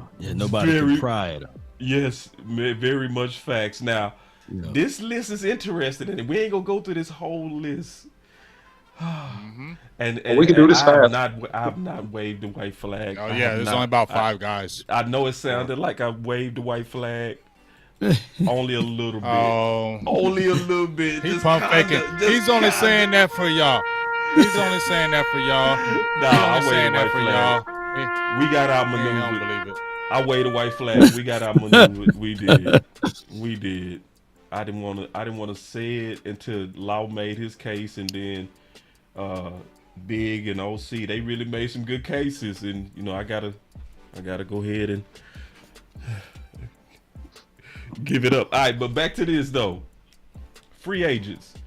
All right, so that's how I was last week, man. A week before last with Trayvon Diggs tackling. Remember, all 3 of y'all. Oh yeah, we were fighting. All 3 of y'all beat me up, man. Yeah, we had all 3 of them. You tried though. Law was fighting. I tried. You see the other dude. I held up for mine. Boy, you start talking about that Trayvon Diggs, everybody was like, "Oh hell no!" Oh no, not after that game, big dog. No. So I was in your seat, boss. I know how you feel, man. I was in your seat. It don't feel good, bro. It be kind of be over here like, but see, on the cool. That's why we good with each other. That's why we cool. Yeah, y'all. we all got to take an L at some point. At some point, I had to take an L. You feel? For sure. All right, but looking at these free agents, bro. Everybody, I'm gonna just go through a couple of these real quick. T.Y. Hilton, Big, he coming back? Yep. Nope. My bad. Okay. All right, I'm gonna name another. Why? Why Law? Oh, why? I think he was picking up some of the things last year and on the last. Man, he be 34 years old. Don't need to get him back. That's a waste of money. T.O. signed his first contract with the Cowboys at 33. Ooh. Don't do that. He ain't no damn T.O., so stop. He making a good case, though. We got to give him. They at least give him for 2 years, right? 3 years? Yeah. Y'all just said take Jalen Tolbert. You know you can draft somebody year 2 of Michael Gallup, and then you can. I don't think you want to do a 34-year-old. Okay. I think I got a compromise that's going to be in the middle that might make both of y'all shake hands. Y'all want to hear it? Is that let's wait till we get through the free agency. Let's get through the draft, and then let's look at the roster. If it's still an open spot and need there, even if it's for receiver 4, I'll be open to it. Is that a compromise? But before you go there, boss, and I know we probably pressed for time, but can you go to overthecap.com? Yeah. Yeah, go there right quick, and we gotta stroll down somewhere, and I gotta show you something because this could be a moot point. All right. All of this could be a moot point. Overthecap.com. And this is going to be very beneficial for everyone to take a look at because I truly believe if they go to cap space, where it says cap space at the top, way at the top, stroll all the way down, fam. $60 million is for the Saints, $55 million Vikings, Jaguars. Those teams going to have to do a fire sale. They're going to have to cut some key guys. They're going to have to wheel and deal. So that's why I say we're going to have to sit back because if I'm a dude, I'm looking at the Saints. They got a big boy inside. I forgot how you say his name, Omar Mele or whoever. I like him, and I like the I know you know big game, James. And I would probably get rid of my spleen right now if the Cowboys can just go get Marshawn Lattimore on one side and Diggs on the other side. And I'll be done. They're gonna pay Diggs? Are they gonna pay Diggs, Law? Man, you got one more year. You got yes or no? They go. Damn. Yes or no? They gonna pay. Yes, they gonna pay him. They gonna pay him. They gonna pay him. He's homegrown, Big Game James. That's and why. Outside, that's the only thing that's saving him. Then that's the only thing saving him. Then. That's it. Wait a minute. That's it. We had this conversation. You know I had this conversation about 2 hours ago with Wes, and he brought up this point too, which was very brilliant. Let me ask y'all this: Is Diggs one of the best quarterbacks the Cowboys ever drafted outside of Mel Renfro and Everson Walls? Yeah. And Dion. Yeah. No, he was homegrown. I'm talking about homegrown. Cowboys drafted. Homegrown. Oh yeah, he one of the best. If not, no doubt. So he's probably the third greatest DB they done ever drafted. Agree. Facts. Yeah, West Coast is on point with that. Yes. So you agree? So the Cowboys like that type of stuff, man. That's all I wanted to say. Man, but look at those guys. Look at all those red right there. They're gonna have to escape. So the fire sale teams again. You said because I'm gonna go look at this. I'm gonna go look at their rosters. I appreciate this, Law. This is good stuff. This is good content stuff. This is good stuff, Law. Man, this is y'all. And listen, when I do content off of this, y'all already know Law was the one who inspired this. Okay, so don't be on my nuts. Don't be. But he stole it from Law. Yes, I did. Nah, man, I did steal it from him. We was all right here and saw it, so shut the hell up. Right. So the wee woo people. The wee woo. So the fire said you said Saints and. I see the Saints. The Bucks got some players that we would like to see. Yeah. We already know the Vikings, man. I'm looking at that linebacker. What's his name? Hendricks, whatever his name is. Hendricks. Yeah. Jags. He got some people out here, man. Even the Rams, even with Jalen Ramsey, for a cup of coffee, there are gonna be some fire sales somewhere around here, man. Yeah, not for us, not for Dallas. Fire sale for Dallas where? They're not getting no Jalen Ramsey. It's gonna be a free fall, man. There's gonna be a lot of free agents, man. I know it's gonna be a lot of free agents, and we ain't getting none of them unless they cheap. That's why I say, man, we can't tag nobody, man. We need to spread this money out, man. But they're going to. They've already put it out there, Law. You said we can't tag him, and I agree. But they're already putting it out there. So if they tag Tony Pollard, I'm going to say, yep, that's all I need to know. They ain't serious. Yeah. They seriously You don't putting up tag 10 nobody, million. y'all. You putting 10 million for 1 year, like Law said. You can't move that 10 million. It's set in stone. Yeah. You can't move It's around dollar it. for You dollar. can't negotiate it. Yep. You can't flip it. You can't do nothing with it. And you're jumping all the way out there already. It's freaking February, and you're talking about he tagging. Oh my God! I just want to just throw something right now. Oh, Big, I feel you. And see, listen, man, pissing me off, dog. No, it's because real. it's stupid. Y'all telling me this stuff. That's why I don't believe this stuff. That's why I don't believe it, boss. Yeah. Because it's foolery. You making sense? And see, Big, listen, Big, what I tell you Shaq the other Barrett. day? Ooh, they What I put tell some you the other names day, out there. Big? Vita Vea. What if we get Vita Vea, man? No, I'm with Big now. I'm with Big. No, No, I'm with Big now. And see, Big, I call Big. And what did I say, Big? I say the final word ain't quite in balance without you, dog. Didn't I say that? I said that to my partner private on the phone. Cause see, this is the type of counter thought that people gotta appreciate. You know what I'm saying? And I'm being honest, you gotta have somebody that bring you the real hard truth about your organization. Cause then you could accidentally drink Kool-Aid that's poison. You really could. You were drinking a lot of poison Kool-Aid today. Oh, no, I ain't drinking a lot of I ain't drinking a lot of poison Kool-Aid. You drank a lot of poison. No, it wasn't a lot. It Just was a little nasty bit. as hell. And see, no. Let me tell you something though, Big. That's real though. That's real. This is where I had to kind of back up a little bit on, because yes, it's true. If Will McClay hands one tie behind his back, we would be exponentially crazily good. But you're right. You can't take away the fact that the guy that's tying his hands is baby nuts. You know what I'm saying? You just can't. Yes. You can't. Like, even though what I'm saying is true, that Will McClay so cold, he build good teams even when they. You're right. But it's the fact that the guy that's over the books and the guy that's over the budget is still in love with his way of building. And see, Big, you right on that. That's why I had to go ahead and.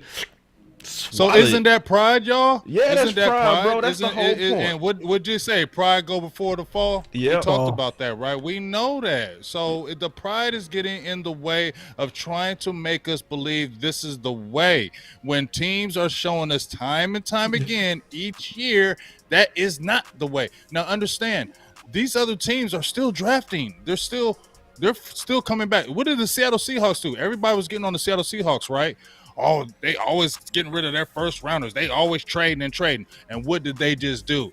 They came back and flipped Russell Wilson. They got rid of their guy. And what did they do? Came back and flipped a gang of picks. So isn't that the management saying, okay, you saw us get rid of like 4 first-round picks in a row, but guess what? Now we came back and flipped those. So that's saying they still being aggressive. They're still messing with those numbers. Each year they're looking at what do we need to do to get right back in it. Are y'all seeing what I'm saying, y'all? Man, the Seattle Seahawks bro. just came right back in the damn playoffs, dog. And now they got picks. I don't want to hear that damn noise no more, dog. It's just a bunch of foolery and lies. They just lying to us, dog. And until I see something, you're liars. That's all y'all are liars.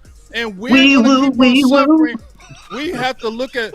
Aren't y'all pissed that we got to sit there and look at the Philadelphia freaking Eagles and the Kansas City Chiefs? You just said the Kansas City Chiefs. The Kansas City Chiefs, how many years have they been in the Super Bowl? How many straight years have they been in the Super Bowl? You just said Pat Mahomes. 3 out of the 5 years, yeah. 3 out of the 5 years. So you just said, boss, they had Pat Mahomes was running for his life in that Super Bowl. What did they do? They said, we're not going to have that. We're going to get top guys. We're going to trade a pick. We're going to get a top guy. And guess what? They're right back there. I don't know where aggressive loses and conservative win. Where in that world does that show? Show me in that world where conservative wins and aggressive don't. Show me the world. It's called the metaverse. That's the world. That's the world. That's the world. Because at the end of the day, man, at the end of the day, this is really simple. We make it complex. People are hard, man. Football is easy if you just understand the basics. A, find a good quarterback. B, protect that quarterback. C, get some weapons around that quarterback. Right. D, build yourself a good defense. All right? All right. And then the last one will probably be the first one. Find a good coach that can put together a coaching staff and have some continuity. Shebang, shebang, shebang. You compete for a Super Bowl. But that's what you got to do. Those are pretty much the 5 key things you got to do to build a good organization from a football team perspective. And the Cowboys seem to invariably complicate this whole narrative every single year by being smarter than your own self, doing worldly and crazy stuff and trying to reinvent the wheel when you just got to stick with the fundamentals and do what most teams do. They covet, they hunt, they go after the best possible players, and they make some sacrifices and some concessions to get those players and keep those players when they're in their prime. That's how you win championships, and that's how you build football teams. Well, the OC, what I'm about to say, you're not going to like. Well, some of the fans not going to like. With that being said, you don't tag none of these guys. You look at Rain Dakota Prescott in his eyes and say, I'm about to extend you so we can get more money to add all around you. But for right now, a third of the fan base is froggy on him. They want to say, all right, they want to get rid of Dak Prescott. And in order for us to get the thing that the Seattle Seahawks did, Russell Wilson had to relinquish his no trade clause. But I think Russell was looking at it like, shoot, the Denver, I get to be my own man over there. Yes, let me pick the Denver, right? Because he had choices. When he relinquished his no trade clause, he had Giants, Denver, and some other team that was in that sweepstakes, and he picked Denver. And I wouldn't blame him because they had all of those weapons over there, but he's the one that dropped the ball and laid the egg. I'm talking about Russell Wilson. I don't see Dak Prescott moving on from the Cowboys. Remember, he's a Cowboy fan himself too. But go ahead. No, man, I love it, bro. I did a video on what you said yesterday, bro. I agree with you, bro. I swear to God, I said Dak Prescott on a long-term contract extension opens up the Dallas Cowboy window wide open for years. Bust it wide open. But see, it's only places like this that's gonna tell you that type of level of truth. Because the cap hit right now on Dak is 49. You can't live with that one though. You can, but so you gotta. And the OC said it best. The OC told me this, and I put this in the show. That the window is not the average per year. It's the cap hit. It's the cap hit. So you do what you got to do to make that cap hit don't hurt, so that you can build around Dak, and that's maneuvering. Exactly what you said. And me and Law never talked. We never talked about that. Never. And I put a video about this same thing as well. This was actually right after they lost to San Francisco. And I said, these are some key things the Cowboys have to do, because speaking about salary cap and space, and I'll rehash it for conversation's sake, and I also think it's really important to this part of the discussion here. This next year, if you didn't restructure contracts, and I said it, I believe, a couple shows back, you would be paying 4 players $94 million. Dak Prescott, Tank Lawrence, Zach Martin, and then also I believe you have in that mix Tyron Smith as well. So you're going to play 4 players $92 million if you don't restructure this. And that goes back to your point, Law, that really you just have to put your mind around it or get somebody else that can help you do it. Understand how to play with the numbers and move the pieces around, because if you move the money and the pieces around, you will be in good shape. You just got to know how to do it. Can I say something? Talk to me, man. Oh, boss. Yeah. I'm going to just say your point is correct. And when you were saying that we're right there, or we're just as good as the Eagles, if not better, with team building, I can feel what you're saying, because when you look at the Cowboys in this playoffs, right? Yeah, you smashed Tampa Bay, right? You should have beat San Francisco, right? Yep. And what were they all saying about Dallas? We only had one receiver. We didn't have the offensive line. So right there, to me, that pisses me off even more that the organization is competing with all these other teams that so-called have more stuff than us, and we're right there with them, and you could just sprinkle this or sprinkle that and get over the hump. Right. Like, that's where your organization is doing you a disservice because you're banging with all these teams with less arsenal, and you're still right there. So that should tell you how good your team really is. So why don't you jump out there and get some damn nuts? Right. And then worse big is we go backwards. See, this is why I was making the case that we was better. Because Will McClay went and got us Amari Cooper. He went and got us the dude. He was in our building, dog. It ain't like you said he was here. But what happened is Steven was like, you know what? We can go cheaper with Kellen Moore's system. And so the dude that Will McClay brought in here to take us over the hump, we got cheap, closed our butt cheeks, and then sent him out for a 5th rounder. Will McClay did his job. Wow. Steven Jones messed it up. That's why I was saying we are better, because this man has his hand ties behind his back and he still be having us in the fight.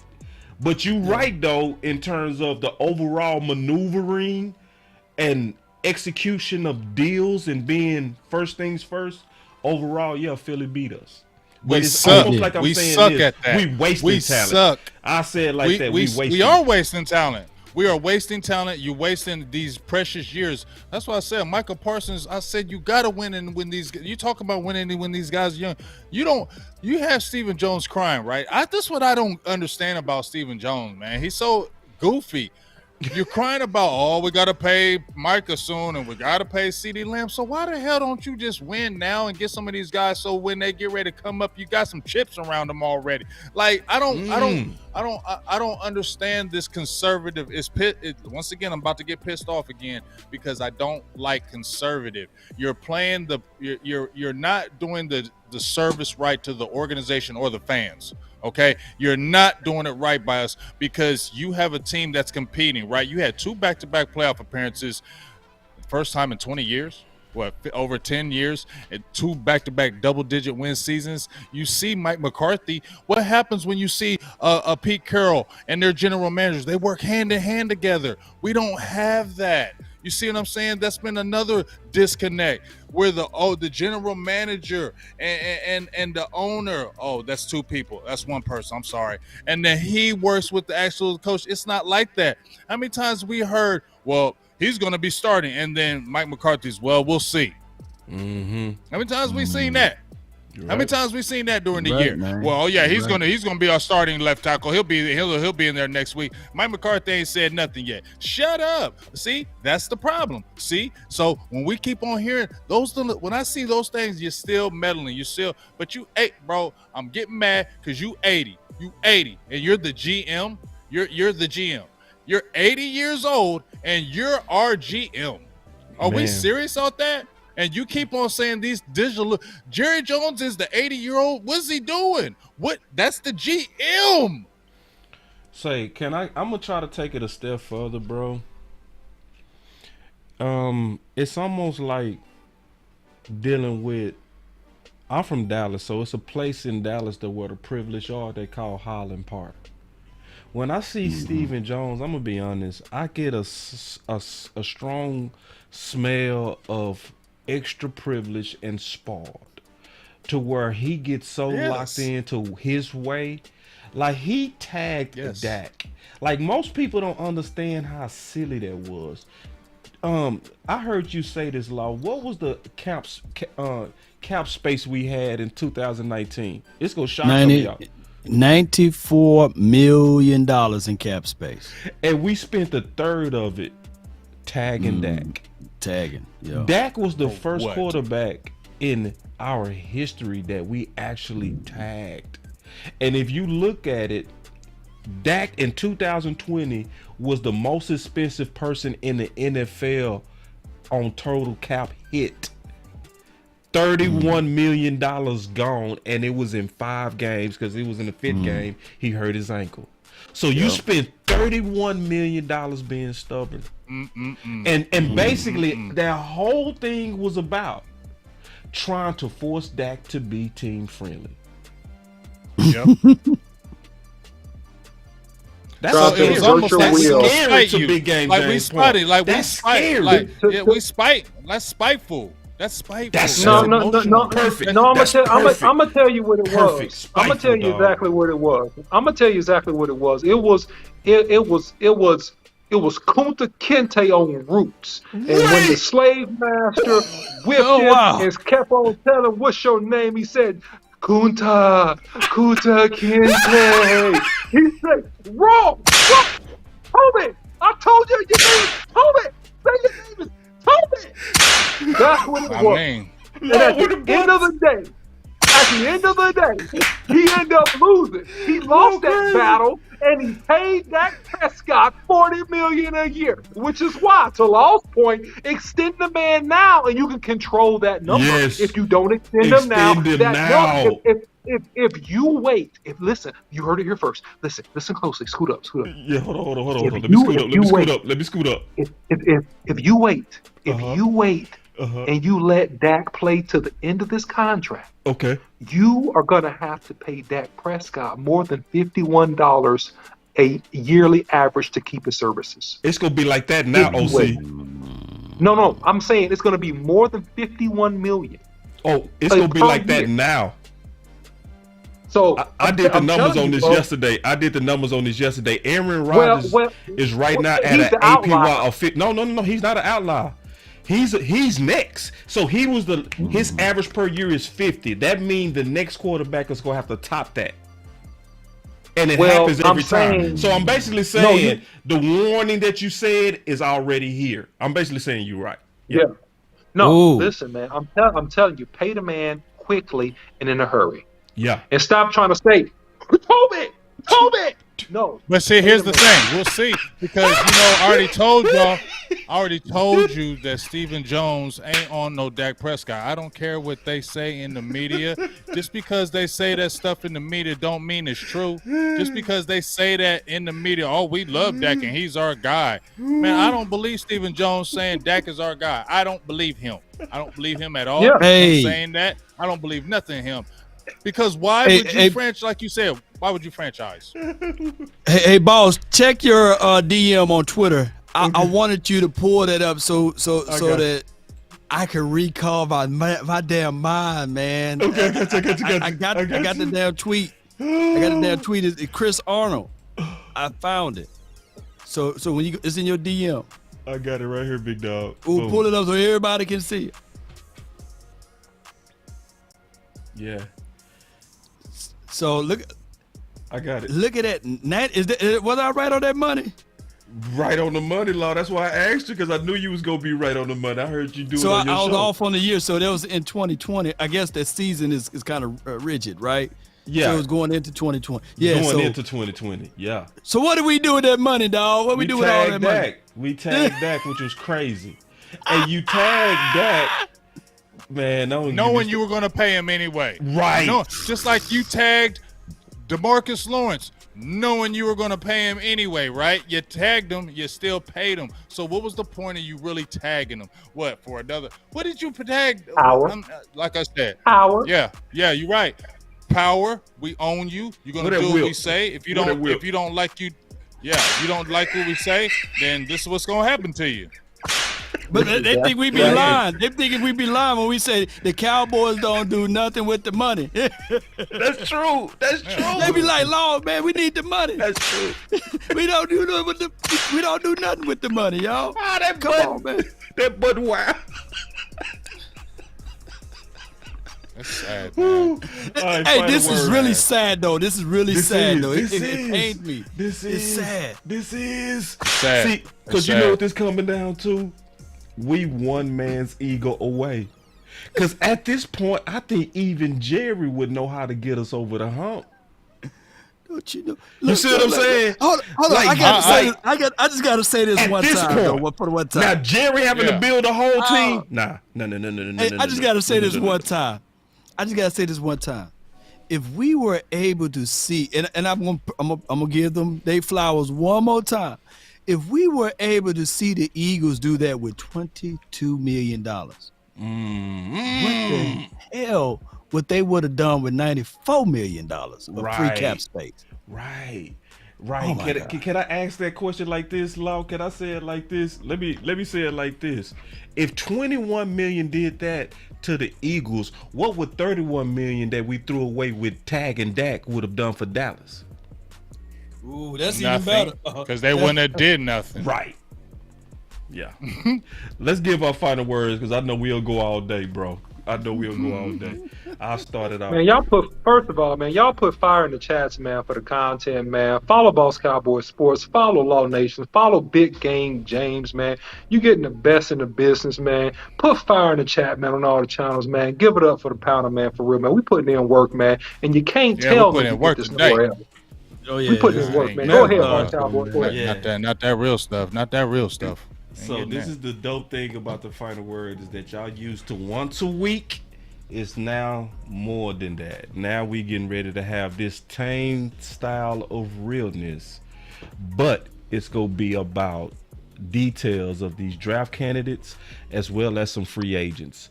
Everybody's homework is gonna be receivers, the chat too.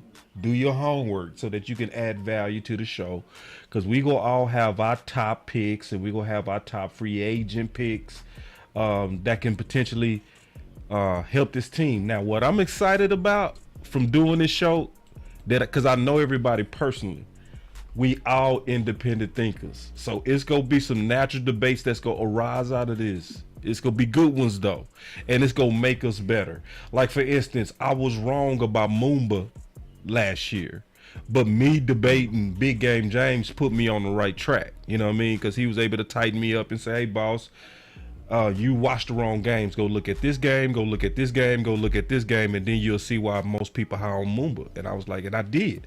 So it's not just the fact that we combining all these great minds to talk about draft candidates and free agents, but mostly draft candidates. We're gonna be combining all the best minds to fight these things out till we get to the top. So we gonna do this in an organized fashion because we're not gonna overload y'all either. This week will be about strictly weapons, so we go concentrate on those weapons. It's gonna be dope. I'm excited about it. This gonna be the first time we expanded the final word to 2 other people as well, J Tuck and DMV. DMV won't be here this week, but we'll have J Tuck, and then obviously it's just going down. So my final word is I'm excited about the growth of the final word, and I look forward to this again, but on draft content on Thursday. I'll see y'all then. That's my final word. Yeah, man, I'll go next and just say this, man. And my final word is going to be quick, smooth, and easy, man. We'll be a championship team, man, if we get off that wee-woo. That's what I'm talking about. That's all. Oh, you see this guy? See this guy? Number one bullshit guy. He do the wee-woo. Exactly, man. Hey, if we get off that and just get on straight business like the OC try to give to you every week, man, just make quality decisions. Do what you got to do. We got a lot of draft content. We going deep in every position. Y'all stay locked with us, man. Until next time, we'll see you. Straight business. Put hashtag straight business in the chat.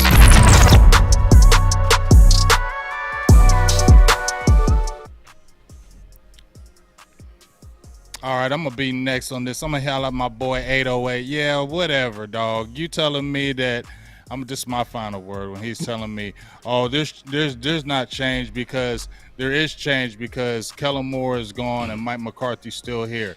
Okay, I see that, but that don't make no change in what they willing and dealing. So I don't give a hell about because Kellen Moore is gone. Are they going to step out and start messing with those books and do that the right way? Right. So I'm not agreeing with nothing the hell you're saying, so I'm sorry, and you're going to get a womp womp from me. So thank you. I got you. That's for you. That's for you, 808. Now, my final word is this. I'm going to play once again from the legendary Public Enemy and Flavor Flav. Don't believe the hype. Don't believe the hype.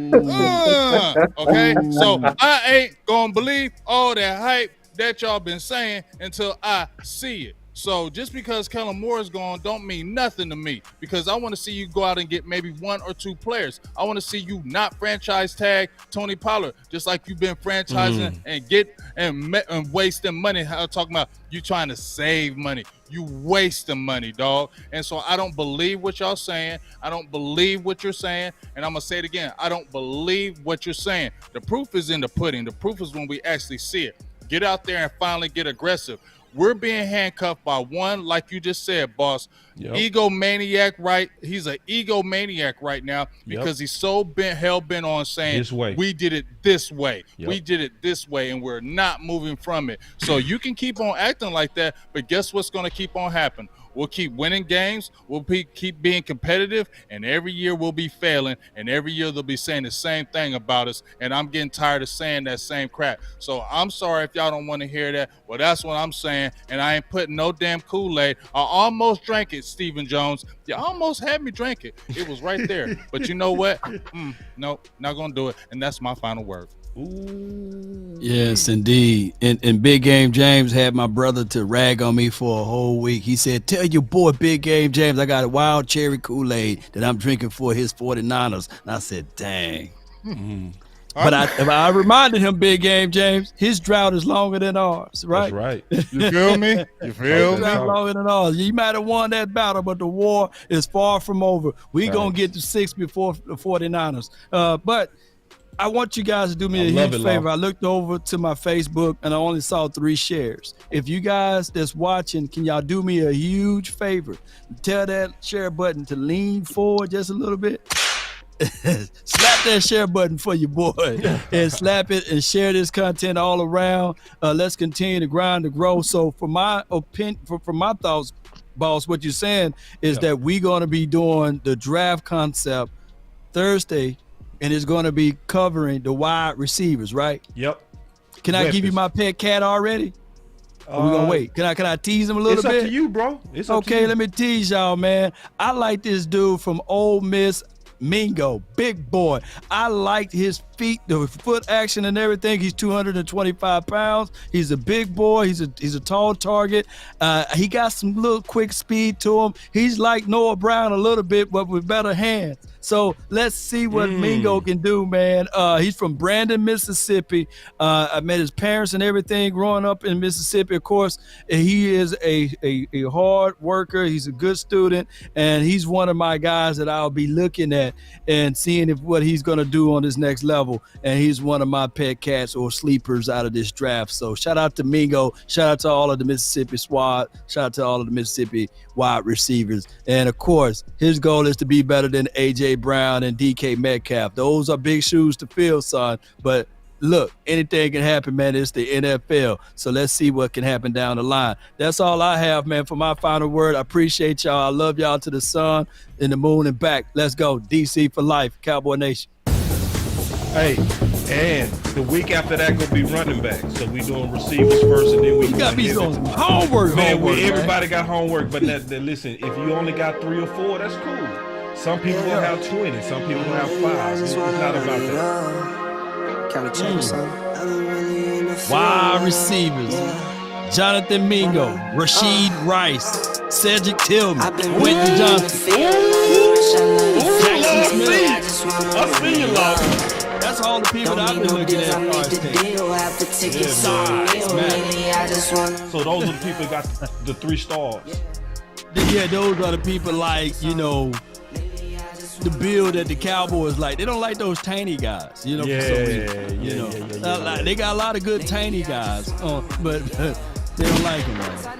No, I'm excited, man. I can't wait to see what this evolved into. Because, see, the original final word evolved. It got doper and doper and doper as we played ball together.